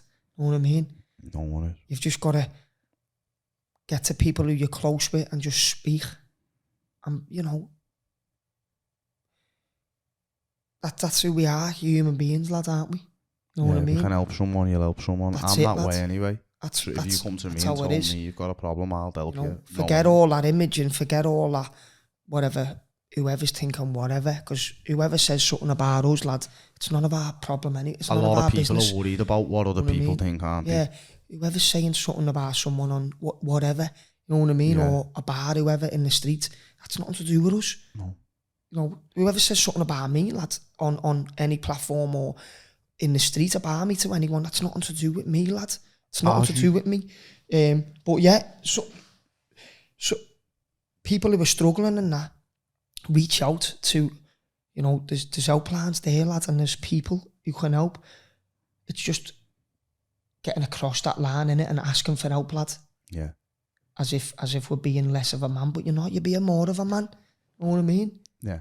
You've got to reach out. Got to reach out, Problem lad. shared, the problem halved. That's it. You feel better when you get it off your chest, don't you? That's it, man. Louis Tomlinson reached out to you. Yeah. From the moment he spoke to you, from the moment he tweeted till the start of what would be the next time around, 2018, Series 15, what happened between you and him from the moment he tweeted till that show? Oh, lad, he was just proper down to earth. A brother to me, lad. And proper helped me through like all situations. He gave me his hand and his heart, lad. You know, so I got to know him. Would it be via phone call, via text message? Yeah. How would it be? Yeah, always a phone call, lad. Did he give you his number? Yeah, man. Do you know when he sent you his number? Yeah, man. And you phoned him? Can you remember the first time you spoke to him? He sent me it and went, don't give it to no one. And then put after it, obviously. You know what I mean? I was like, Sam, lad. You know what I mean? It's alright. Sick. Did you phone him? Sam, lad. Or did you just text him? He'd phone me. I felt cheeky, Gaff, getting on him all the time, lad. I'd never mad at him or nothing, lad. When he phoned I'd you, sent though? him little things on WhatsApp, you know, little videos of little funny stuff, like, get on this, lad. But I'd never phone him and go, lad, you know what I mean? I was never on his burnout. When When he phoned you, yeah. Was that surreal? Yeah, like it was him, lad. Yeah, when he You was all on right? the other end of the phone to you. Yeah, and I tried to be myself as much as I could. You know, I weren't putting on an act or nothing. He was just You know, yeah, because people aren't stupid, lad. You know, and whether you're having banter in work or whether you're trying to put on a front to act some way, people are on it, lad. Yeah, they can see right through it, You know lad. what I mean? And this is from anyone, people from all walks of life, lad. People aren't stupid. You know Be what I mean? yourself, innit? Just be yourself, man. Some people will like it, some people won't. If they don't, fuck them. Yeah, man. It is what it is. You'd rather be true to yourself, wouldn't you? That's it, lad. I'm doing good. Fresh out of the toaster. What a fucking opening line, lad. I Yeah, seen man. that when you come. With Robbie. Yeah, at the audition. He went, you and me. Yeah, You know what I you mean? and me. Because obviously Yeah. Robbie's in recovery Robbie, as well, yeah. isn't he? And he's been there, lad. You know But what lad, I mean, to walk out as well, and like, take me hat off to you, brother. Like, Sure, fucking, brother. to people like that as well. Like, famous fucking people, lad, and you're just rocking in, being yourself. I think that's what a lot of people struggle with, that, lad. Yeah, Do you know what I mean? Yeah. They don't know how to be themselves in front of people like that, and that's just you, naturally, who you are, lad, innit? Mm-hmm. I think they love that about you. With you and Louis, it was a real friendship, weren't it, lad? It seemed that way anyway. Yeah, Obviously, we could only see what we seen from home, lad, for the general public and the viewers, but between you had a proper friendship, didn't you? man. Yeah, man. Mad. You come into Series 15, and this time you went the distance, didn't you, brother? Yeah, man. Yeah, but I was still, you know, having problems, lad. What was happening behind the scenes at that time? Just letting people down, just still active. You know what I mean? Yeah. And then out. So even though he was kicking into you and like you had everything on a plate for you, didn't you? You had X Factor behind you, you've got fucking Louis Tomlinson kicking into you, you've got all the help available there, it's all on a fucking plate, and you've got a potential to fulfill your dream, yeah, man. as a musician, as a singer. But still, it weren't enough, was it, lad? Nah. It's mad, innit? Lad, I went to rehab 3 times and everything. Twice before the show, leading up to it, and still messed up. And then Where was the rehab? Oasis, and then Banbury Lodge. What was it And like? the first one was down in Brighton in Lighthouse. Decent. Do you know the rehab? Would they pay him for the rehab? What was the Yeah, situation there? Was the X Factor paying for He helped it? me, Louis. Fuck off. Paid. Yeah, man. Did he? Yeah, man. Out of his own pocket? Mm.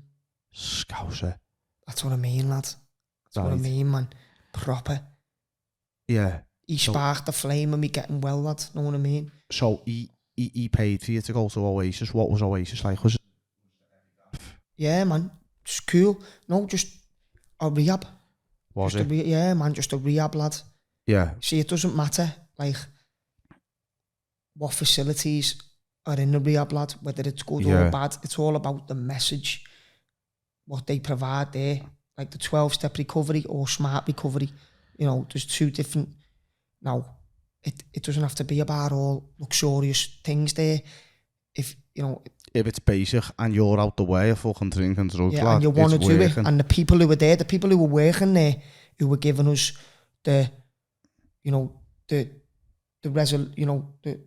giving us the answers and getting us into recovery day to day. Mm. You know, we'd be doing the 12 steps of recovery. Did it help being around like-minded people? Yeah, proper, lad.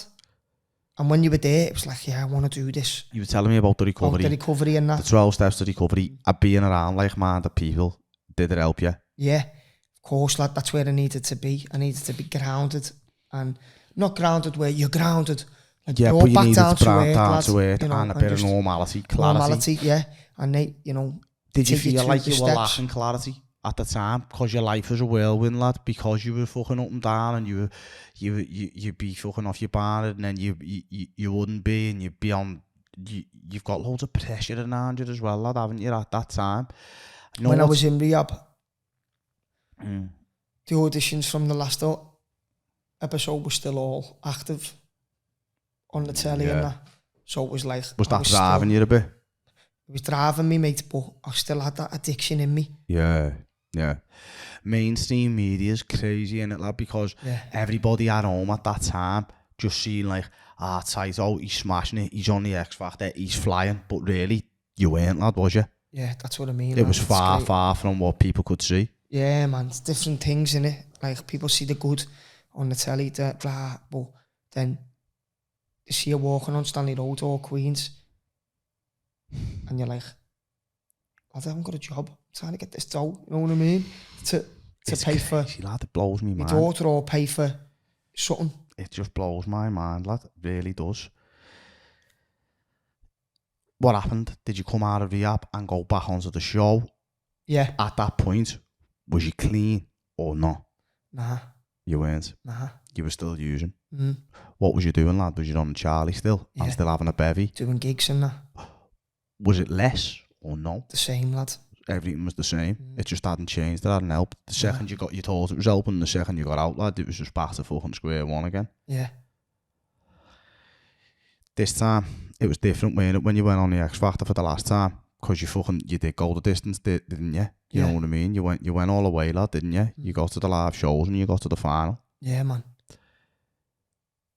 The judges' houses. Boss, lad. Tell me about, lad, that's the part, you know. And I didn't ever drink while I was there neither. Didn't you? Nah. Explain to me, walk me through, like, give me all the feels, lad, the whole experience. Where was it? That was in Ibiza, wasn't it? Louis Tomo, now Rogers from Chic, lad, hey, heavy, and Liam Payne, them three were there, and Liam Payne even pulled me aside and spoke to me. He said, you can go far here, lad, you've just got to, Sure, you might go that way or you might go this way, meaning like you mightn't get through. Yeah, but there's other ways still, even if you don't go you can through. still make an impact and, you know, you're real. Just how did you get outside, Peter? They fly you out there on a plane, private plane, just normal plane, lad, yeah, EasyJet. EasyJet. Man. You get there, you land. What was it like upon arrival, lad? Boss, lad, we were just all television work, promotion for the X Factor, and just, yeah. What's a day like over there? Is it an itinerary where you wake up in the morning, or is it do your own tingling? Nah. What's the situation? Just work. All day? Yeah, it's not an holiday, lad. Yeah. Yeah, man. Food, what was the scran like? Decent, lad. Is it? Yeah, man, yeah. all the I mean, good we were just in a hotel by there and just eating. Know what I mean? Yeah. Yeah, man. So you're not staying in that house. No, you no, just turn up and film there and then go home. Yeah, man. What was the You hotel? sing at the judges' houses. Know what I mean? When you were actually in the house, what was it like, lad? Off the hook? Belter lad, yeah, boss lad. That feeling. I was outside like that, and I just got through in that, and I just done a Twitter video. Know what I mean? I was saying 3 Kenkos and I'm through. Know what I mean? Meaning 3 yeses. Yeah. And then, yeah, it was decent. I was on the way home. And then I was like, wow, I'm through to the live shows. Before that, no, when you were actually there, when you were singing, was you really nervous, lad? At the side there, it was the side of the pool or wherever it was, and they're sitting there in front of you and you're singing. I was nervous, lad, because I messed up on one of the notes. Yeah. What did you sing at that time? Scars, James Bay. Ah, yeah. Tune, lad. We live through scars this time. Yeah, man, well, ain't it? Yeah. Been through scars this time, but I've made up my mind. I will not live without you anymore. Okay, sound. You come home and you know, now you're on a live shows. Where's your fucking head at that point, Tighto? Are you still fucked up on the drink and that? Yeah, went straight to Bongos Bingo, lad, when I got home with my mate, Selkirk, and my other mate, lad, from County Road, on it. Ended up in Dorrocks, off County, and I thought someone was, we thought someone was upstairs, and we were going, someone's upstairs, lad. We were off it. We had 2-pack blasting in the back. Oh, lads, homie. Lad, it was messy, lad. Crazy. Like a celebration, and it was just the same. Just I'm in an ungone, lad, you know, trying to blend it. And then once I got down London, did you have any this is it moments, lad? Do you know, like when you got through there, did you think this is fucking it? Like my life's gonna change? yeah, it did when I was on the live shows. Yeah. But I was thinking it's only gonna be a matter of time before I I get. fucked this You know up. what I mean? Yeah. Do you think you were living the life of a star at that time? Well, it was all so surreal, lad, and I started changing a bit, like getting to my head, and you know. Did you? Yeah, man. Do you reckon it got to your head a little bit? Yeah. When you say you were changing, in what way, lad? Just, I don't know, I tried to do everything I could and stay in touch with people who were close to me and mates, you know, because I got everyone down I could to the live shows, lad, in that sense. But I started just thinking differently, lad. Yeah. And not being Jag, just, I don't know. I think you have to think differently though, lad, because you're in it's a different situation, lad, and it's what you're used to, and yeah, there's a lot of exposure and there's a lot of pressure.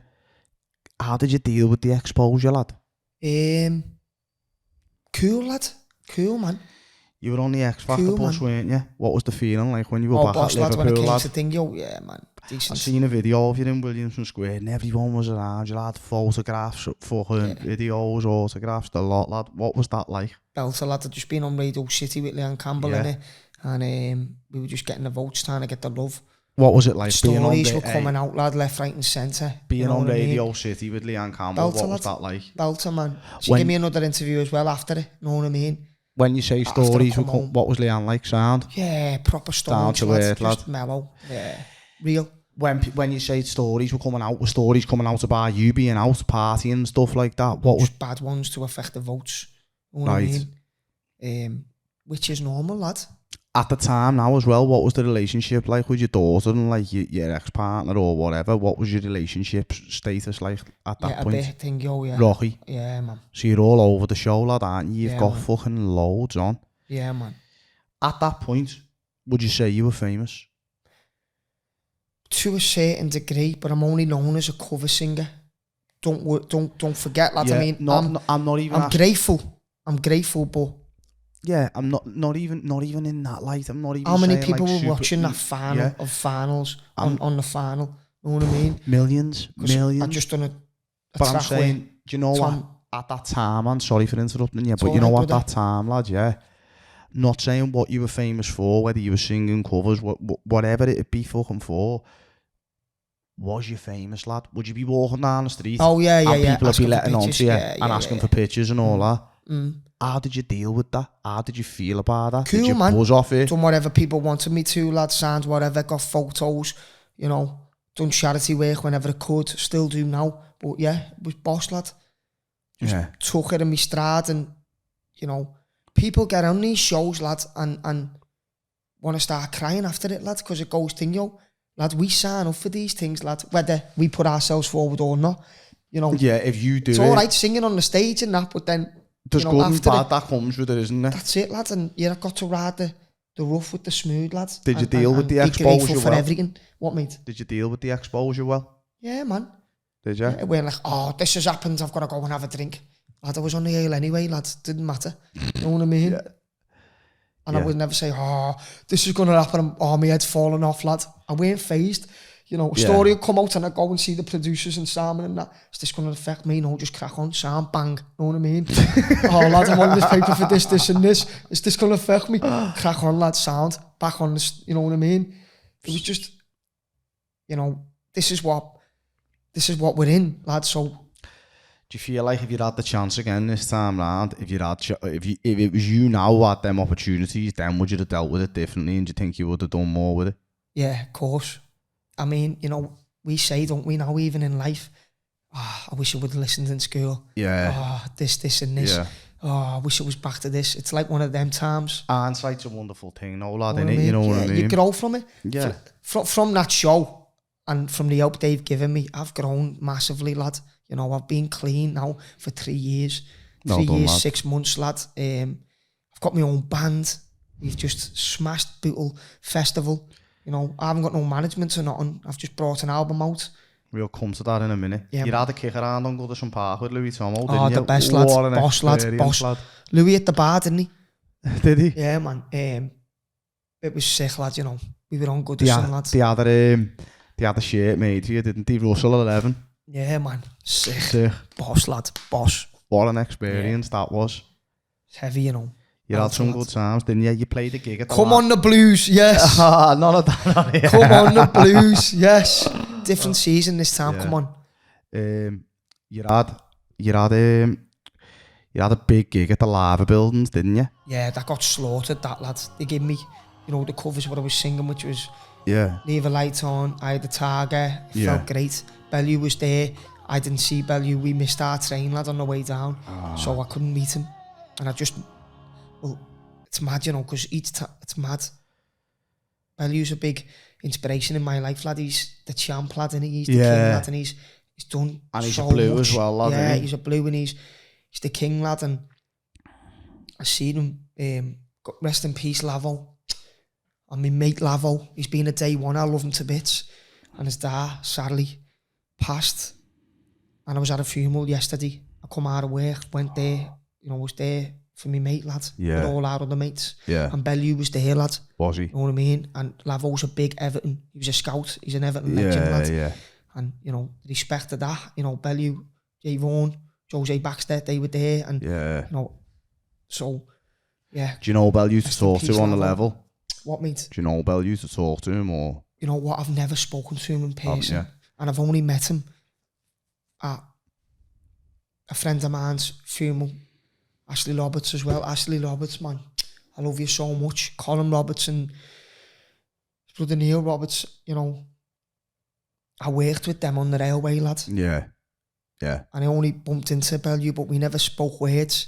And at this funeral yesterday, rest in peace, Lavo, he was over the other side of the funeral. Yeah. You know. And you were just doing your thing, innit? Yeah, I was just paying Not me that type of respects, lad. I was place, in my lad, is work it? gear, Yeah, lads. no, You know, yeah. I had blue on. Yeah. You know what I mean? Yeah. And then I just went, I had a brekkie before I went back into work. And that's the only time I've seen Bellew. I've never... Talking about the way you Said say you hello, lad, look or- up to Bellew and that. Do you ever get starstruck by anyone, Tighto? Know what I mean? Like you've been with some like fucking major people, haven't you? You know what I mean? And do you ever get that like, whoa, that's blah blah blah? Were you no. nervous to start a conversation? Yeah. Lad, from all walks of life, lad. I'm struck from people who we see in the streets to Yeah, people who are, you know, who've got major success, lad. It's when you meet someone, lad, and you get the first impression, the energy, you think, wow, I didn't know he'd be like that. Your sound, Yeah, your sound, yeah. Like even this now, I'm struck, lad. You know, I'm inspired, lad, by what you're doing with your movement, lad. You know what I mean? And it's an honour to be here, brother. Seriously. You know what I mean, kid? Thank you. Know that. Appreciate it, It's lad. good to be here, man. Mean it. You know that, lad. Simon Carr, lad, what was Simon like? Cool, lad. Question on everyone's lips, and everyone wants to know, what was he like? Was he alright, cool. Tighto? He's a businessman, isn't he? Yeah. I mean, he gives you his time, lad, and he's proper cool, lad. Proper, you know, he's a go-getter and he's a boss. Yeah, lad. And being on side with him, if he's on side with you, lad, it's an honour, innit? Yeah, too, like, lad. Dermot O'Leary, lad, introducing you. Was Dermot always lad? Good, yeah, he's a dear friend of mine, lad, and he's cool, man, yeah, man. Yeah. Boss Dermot, Is Dermot on the level? On a level, he got on my level anyway, lad. We had a scream, lad. We had a scream, brother. Proper, man. Boss, lad.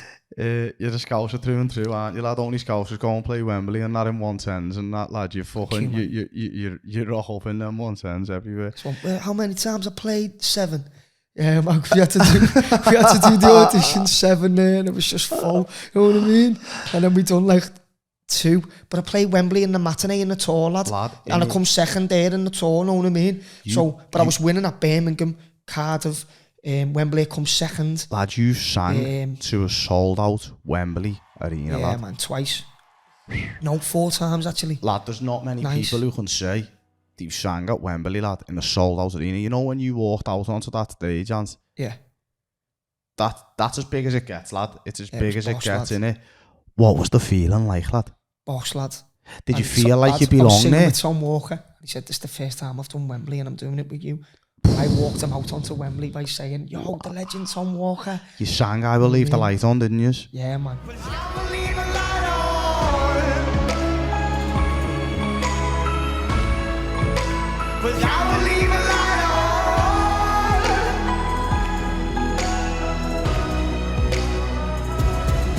If you look into the distance, there's a house upon the hill, guided like a lighthouse. It's a place where you'll be safe to feel like grace, because we won't make mistakes if you've lost your way. And I was a bit shaky, lad. That period, lad. What was I mean? What was that like though? Walking out with Tom Walker at Wembley, lad, singing "I Will Leave the Light On," like just. Boss, lad. Boss. Standing ovation. Everyone was kicking into me. Boss, lad. Is it hard to put into words, Tighto? You can't put it into words, can you, brother? Yeah, yeah. Because it's something that big. I just felt proper.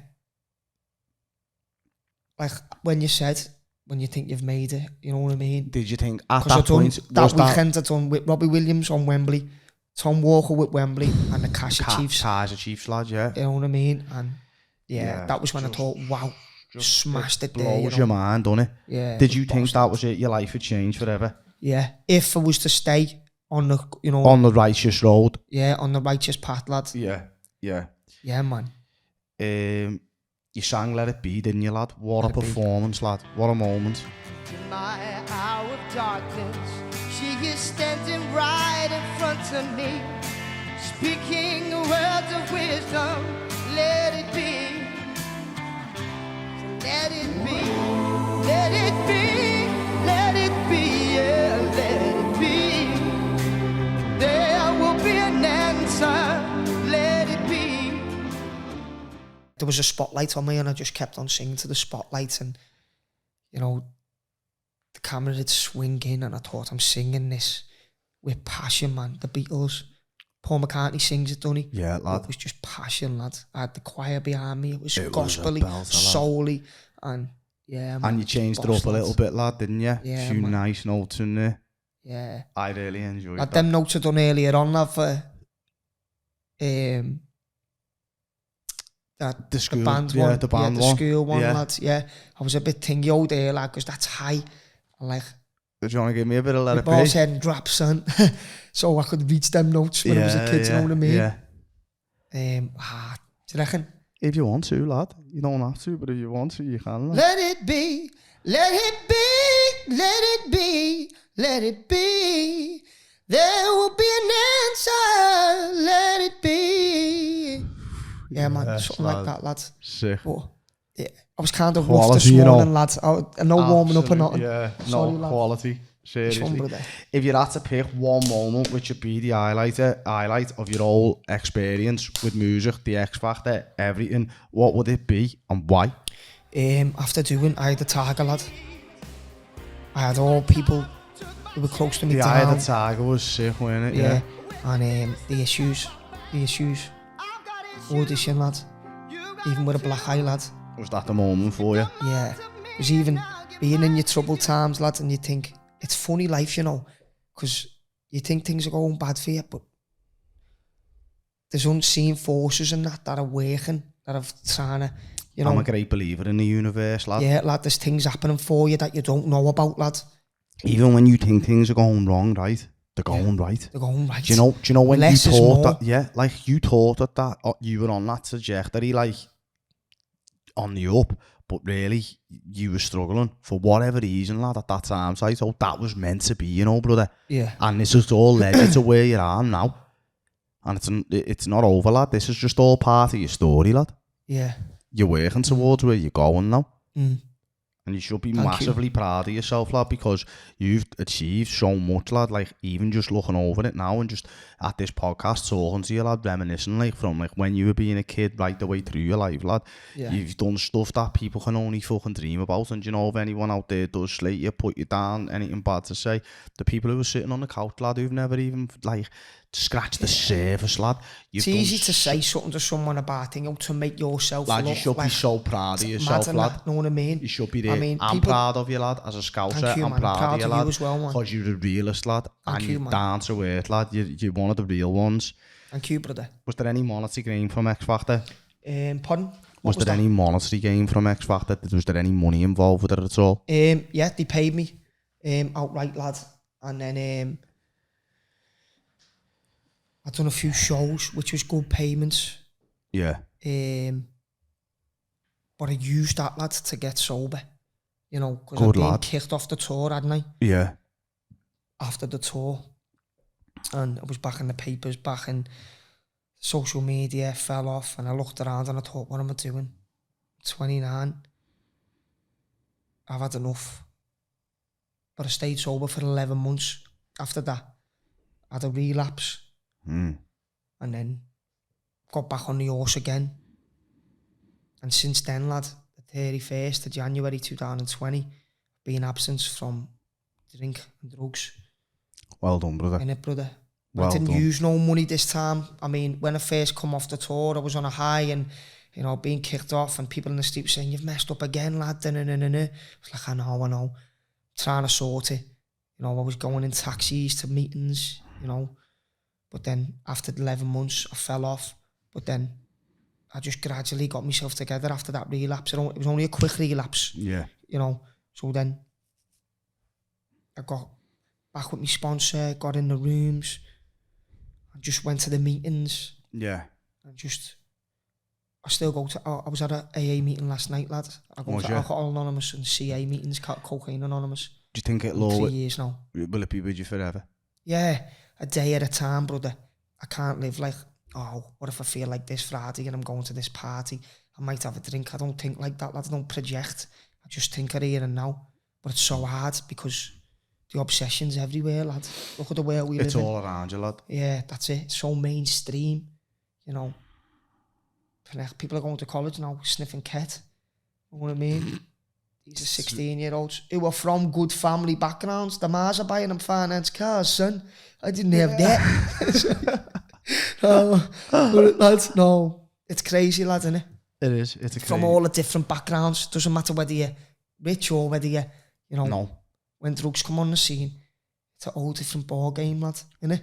Would you say the X Factor changed your life for the better? Yeah. Of course. It's who I am, innit? It's what everyone I do, knows you're knows you for 3 times I went on it, and you know, you take whether it's criticism in the street or whether someone's trying to put you down or whether it's, you know, I'm what? Know what I mean? I'm an artist, lad. You know, I'm writing songs like other artists are writing songs, lad. We're doing shows like other artists do shows, lad. People say, oh, they're from X Factor and this and that, lad. But I bleed the same blood as them, lad. Fuck them, you know lad. What I mean, you lad? do you. Life after the X Factor. when the dust settles, what's it like? Is it like, go ahead, Sam, see you later, this is it, it's over? Was there aftercare? What was the situation? Yeah, all aftercare. They still wanted to put me in rehab, lad, you know, and help me. Yeah. And, you know, I said, well, I think I'm just going to go home and just get into the rooms and find recovery and go to AA meetings, because I know that's where the answer is, lad. For me, the answer is the rooms, lad. And I shouldn't be speaking like this because it's anonymous. I'm very open about my recovery. I've got, you know... Yeah. And I can never get it in the rehab thing. I just couldn't get it, mate. That's just you being honest, lad. What works for you mightn't work for someone else. What works for me mightn't work for you. Yeah, man. Everybody's different, aren't they, lad? And everybody thrives off different environments and different things. I'm not knocking the rehab thing, lad. No, yeah, but it just didn't work for you. Yeah. And what? Because there's been everyone gets sober, don't they? From there, not everyone. I mean, in general. I mean, there's a lot of friends who I have who've been sober, but carried on in the rooms after rehab. Yeah. You know. When you say the rooms, what are you referring to, lad? Like Alcohol Anonymous. Yeah. Narcotics Anonymous. Yeah. GA, gambling and when you turn CA, up there, what is that? Obviously, I know you can't tell me because it's anonymous, but when you go there, what is it? Is it a group of like-minded people in similar situations all sitting together? Or is it you and one-on-one with the people with the sharing person? the experience, strength and hope? And it's the identification. I can't explain the power. Yeah. What goes on In that room. Yeah, but lad, I haven't got the answers. But does it give you it strength? works, lad. Yeah, if you work it, it works. If you want it, lad. But you've got to want it. Yeah, man. That's it. That's the sad thing with addiction as well, isn't it, lad? Like, you could sigh with someone, but if they don't want it themselves, brother, that's it. You're wasting your time. You can lead the horse to water, lad. You can't make it drink. Yeah, man. Let's move on. You've got a new album out, haven't you? Yeah, By the River. Yeah, man. The album's a banger, lad. Thank you so much, lad. Seriously, I've been listening to it. Where can people get it, lad? All platforms, lad. It's on all major platforms. Go and stream that. Run the views up on YouTube. It's on my YouTube channel, Anthony Russell Official. What's your favourite track on the album? May I say? May I say? If it's okay, may I say? I wanna see you again sometime. 'Cause you know it was so right. But there's a few on there. There's Rise. Just give me reason. It's all in your mind. All in your mind. Yeah. But that's Rise. Chris Griffiths. I like Rise. Wrote that. I mean, I co-wrote some of that with him. Did you? On All in Your Mind, yeah. All in Your Mind's a tune. I like Rise because I like the meaning behind it. The meaning behind it's a belter, lad. That was me. Someday you'll be flying. Gilbanks, Jack Gilbanks. Belter, lad. It's a belter. Cute. I like trying to think of the name of the tune now, lad. It'll come to me in a minute. Give me reason. Or talking late until it's light outside. Talking late and sniffing flake until it's light outside. That's what I sing on the shows. You know what I mean? But it's talking late, she's gone away. Yeah, it's a tune, lad. It's just gone the away chorus is forever. yeah. It's a tune, lad. The chorus is heavy. I love it. Nice one, lad. Well in, kids. Yeah, man. For you personally, is there a message or a feel to the album? By the River is where we're from, lad. By the River is where we work. I've worked on the docks. I've worked in skipyards. Yeah. The railways by the River. The River Mersey, lad. And from the art, lad, for Chris Griffiths co-written on 5 tracks with me for this album. He produced it. Yeah. You know, the real people. Yeah. Who were with they helped Oasis with the demos. Yeah. They're legends of the Britpop scene, lad. You know, and it's that the Chris real Griffiths. people. Yeah, Chris Griffiths, Tony Griffiths, brothers from Bootle, lad, who smashed it, lad. Brilliant songwriters. I stepped to them with 9 demos, and I'd already had 2 songs out. We all need somebody and better things. That one. So I stepped to them and they went, yeah, let's work. Let's get in the studio then. Let's take 2 of them songs out because they were a bit ballady and slow. And let's make it more. See, because the album's mad, lad, it's got depth to it, where like some of it's like soul, some of it's got like an indie type of feel. There's different feels to that album. Like Thank you, lad. the songs, they're not all the same. Some albums you put it on, and from fucking 1 to 12, it's like the feel's the same. It's just bang, bang, bang, bang. But with By the River, it's like there's different. It's got flow. But there's different feels to different songs on there. Thank you, man. Do you know what I mean? Yeah, man. I liked it. Nah, yeah, it's fucking... I want to get recognition for doing my own stuff. Well, do you know what, and I'm lad? writing all the time, if lads. you keep on that path, what you're on now, I believe you will get recognition, lad. Thank As you, I say, brother. lad, I've been around music forever, lad, and I've listened to music forever. And if I thought the album was shite, I wouldn't tell you. I wouldn't say, yeah, just blow it up because you're on the podcast. I wouldn't mention it. I think, personally, the lad who works with me out there, I said to him, look, get that album on and have a little listen, lad. It's half heavy, and he's just had a little look before. And that, Nick, lad, yeah. Nice one, Nick, brother. Yes, lad. Who funds your music, lad? Are you signed with a label? What's the score? I'm totally independent, lad. I think, I don't know, by my track record, people are a bit sussy and think, well, he's, you know, and he's from the X Factor, or... So, I don't know how people look at me from being on X Factor, like labels and that. I don't know in its own right. You know, I am what I am, lad. I'm not going to change. I can't change my past. But I fund it by working. So I'm back in the groundworks, construction. What a man. You know, so... You're working to fucking make it happen for yourself, aren't you? Do bits of shows, get me money, get the studio. You know. You've recently been recording, haven't you? Yeah, man. Tell me a bit about that. I'm working with Jose from the Heavy North band, and I'm working with John Price. And he's a producer, but he's a guitar player for a band that he's in. This is John Price in Bootle Bookshop. We're doing the demos there. And I'm working with Jose from the Heavy North. And we're working on that project called Street Songs. It's a project of 10, 11 songs. It's not a second album. It's just a project I'm working on. Got a few bangers. I'll send you them. Definitely send me them, lad, and I'll put them up just there. Demos and that, know what I mean? And when you're releasing them, I'll throw them on my pages and my Thank you, stories, brother. and it just gives you that little bit more exposure. Yeah, man. So, but it's going boss, lad. So I work and I'm in the studio overnight. Some, you know, I go to AA meetings overnight. I've got my daughter some nights. So have you got a good relationship now with your daughter? Yeah, everything's good, man. Good. I was with her on Thursday, but it's mad. I try and get on her level, but it winds her up. How old is she now? She's 7. She's 7, lad. Boss, it's a nice lad, age, isn't it? Yeah, so I take her out to town, or we go, you know, places like Spring City, or... That's what it's all about, lad. Yeah, somewhere like that, yeah, man. Yeah, the trampoline place. Yeah, man. Boss. And just, you know, she likes Mackies and stuff, and so I don't know, it's mad, innit? Boss, though. It's amazing, lad. Boss, it's the lad. best thing in the world, lad, innit? Yeah. The best thing in the world. Best ever, lad. I mean, there's no,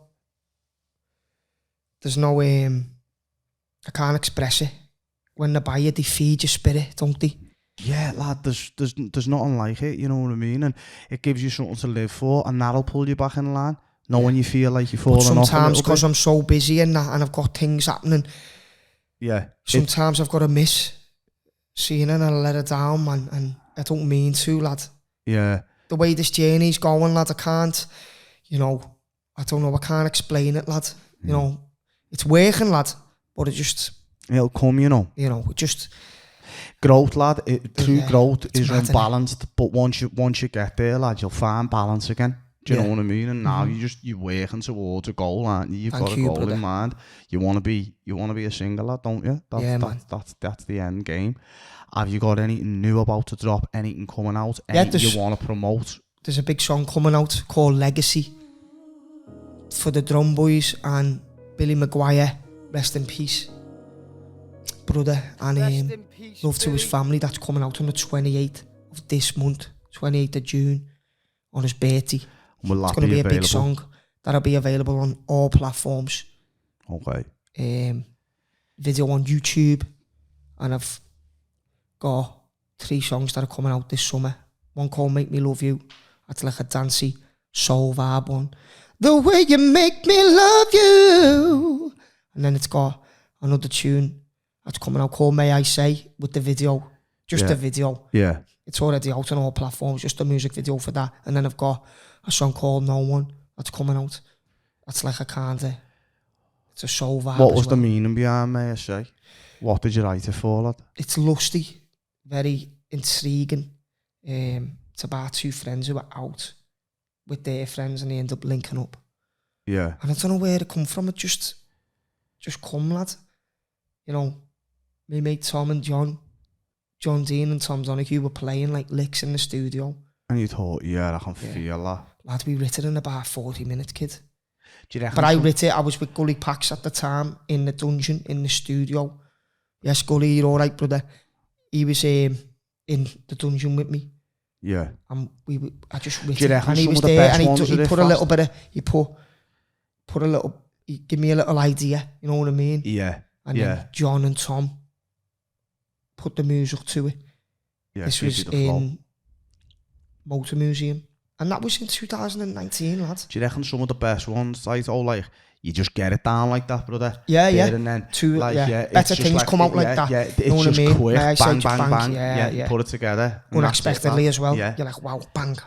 Yeah. And then you feel a vibe. And Yeah, that's and then what you're you're doing. You're writing feeding them, off the yeah. energy. Yeah. And it's higher things, you know what I mean? Yeah, it's a higher frequency. It's like, I'll write that down, and I'll write that down, and I'll, you know what I mean? And then you're in between four walls and you get all sophisticated and that.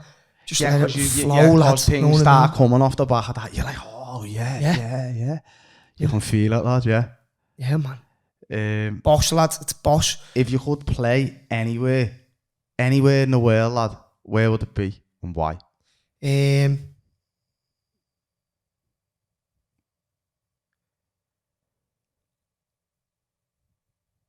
Where would I like to play, man?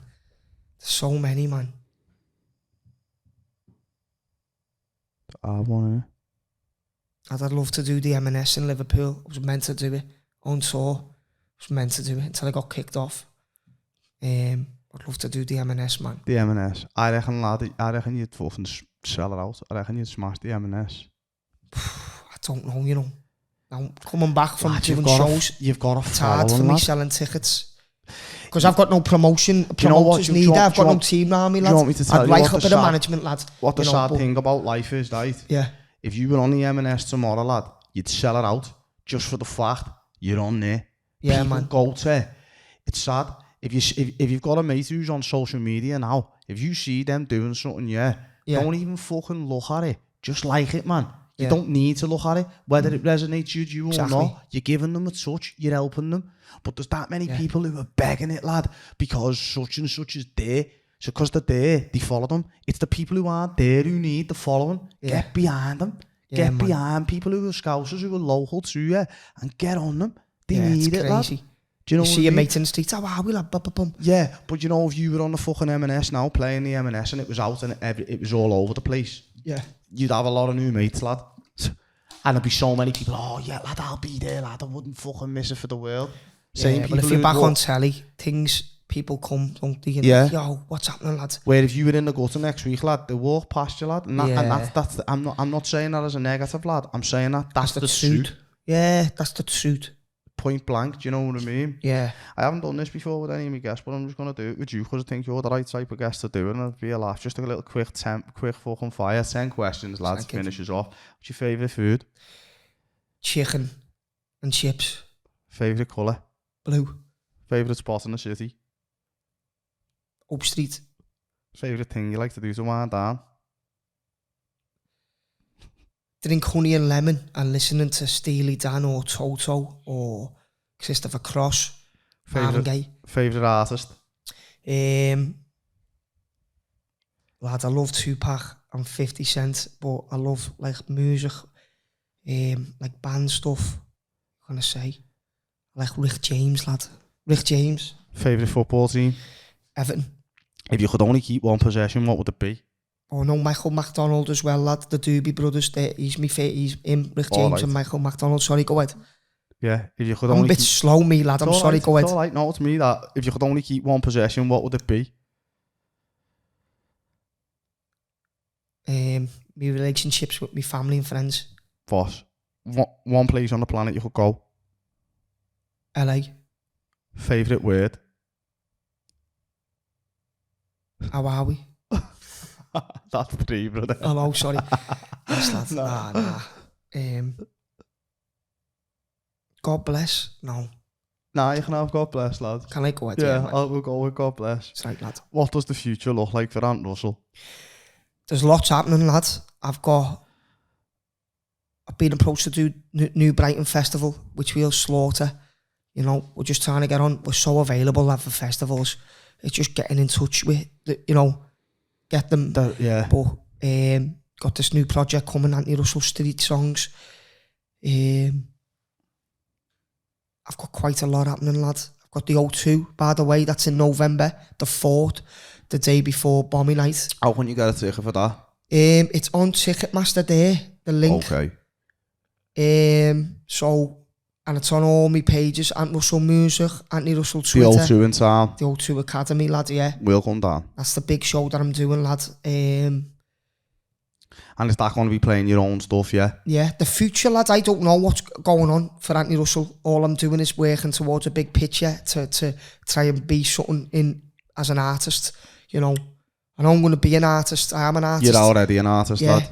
But I'm just, you do the right thing happens, lad. So yeah. I'm just trying to, I'm still not a saint, lad. But Think of how much stuff you've done now already, just collectively looking back over your life during the podcast. You should be massively proud of yourself. Would you like to do any shout-outs before you go? Shout-outs to anyone you're working with at the moment, anyone who's done stuff for you in the past or is doing stuff for you currently, anyone from your family, anything at all. Would you like to do any shout-outs? I've just got this t-shirt from a stall in Whitechapel, outside the Lobster. Yeah. Pot where Blacks used to be, and I see my mate Stone, Scotty, Ed Duffy, and the Stanos, the team, the footy team, the kids' footy team. Shout out to you, man. Thank you. I was walking past and I went, he went, Tighto. I was like, Duffy, what's going on, lad? He's like, let's get a video, lad, here. I was in my work club, lad, so we just threw this on. Know what I mean? Yeah. I was like, yo, get down. There's a video going on my TikTok there for it, and thank you for the work, man. Construction. I've got a mate there, Joey Humphreys, who got me work. And I love being with the lads in work, lad. There's loads of us, lad, in there. And it's bootleheads as well, lad. So, there's kids like Manfield, Reece Clayton, who was there, Penno from Iton, Jack Flynn, Liam McGuinness, Spam, Willow, Lee Johnson, who we grew up with in Bootle anyway. Yeah. There's loads of scousers on there, lad, and it's boss, lad. But I'm just grateful to be working, grateful to be doing this music thing fully, lad. It's good, man. I want to say from the very bottom of my heart, lad, I want to just say a sincere thank you for coming on, lad. I really appreciate it, lad. It's been emotional, lad. Thank you so much. At any time, Jack. We're friends, lad. Dear friends, lad. You know that. I mean it. And because we met each other outside that restaurant in Kenny, lad. Yeah. And I'd seen me mate Gibbo from out the farms. Lads were like, Gibbo? Wow. Lads, I hadn't seen him since 07. It was mad. Do you know when he said to me, hello, Jack, you're all right? I know he went, what's happening, lad? I knew he was letting on to me, but you knew he was letting on to you. So it was mad the way we both knew him. And we were both in that same place at the same time, weren't it? And you went to school with him, innit? Yeah. Went to school with him, lad. And you went to Gibbo's a scouser, lad. Yeah, Staunch. He is, lad, isn't he? Boss times, lad. He was riding his... Lads, flipping he never had no telly, in the farms, lad, for about 4 weeks. Like, honestly. One of the real ones, though, lad. One of the real ones, that's what I'm saying, lad. We used to go to the gym and that, lad, and power workouts, lad. We were only kids, lad, but he was boss, lad. Yeah, he is. Me, him and Righty, if you're on Righty from Kenny. Yeah, Paul Wright. Yeah, man. Yeah, that's who, you know what I mean, from round his ways. But he was there as well, in the farms, lad, so... But it was funny. Boss, lads. Thanks so much for coming on, brother. Seriously. Thank you, brother. Look, guys, thanks very much for tuning in. And until next time, peace out. Much love. Thank you. Yes.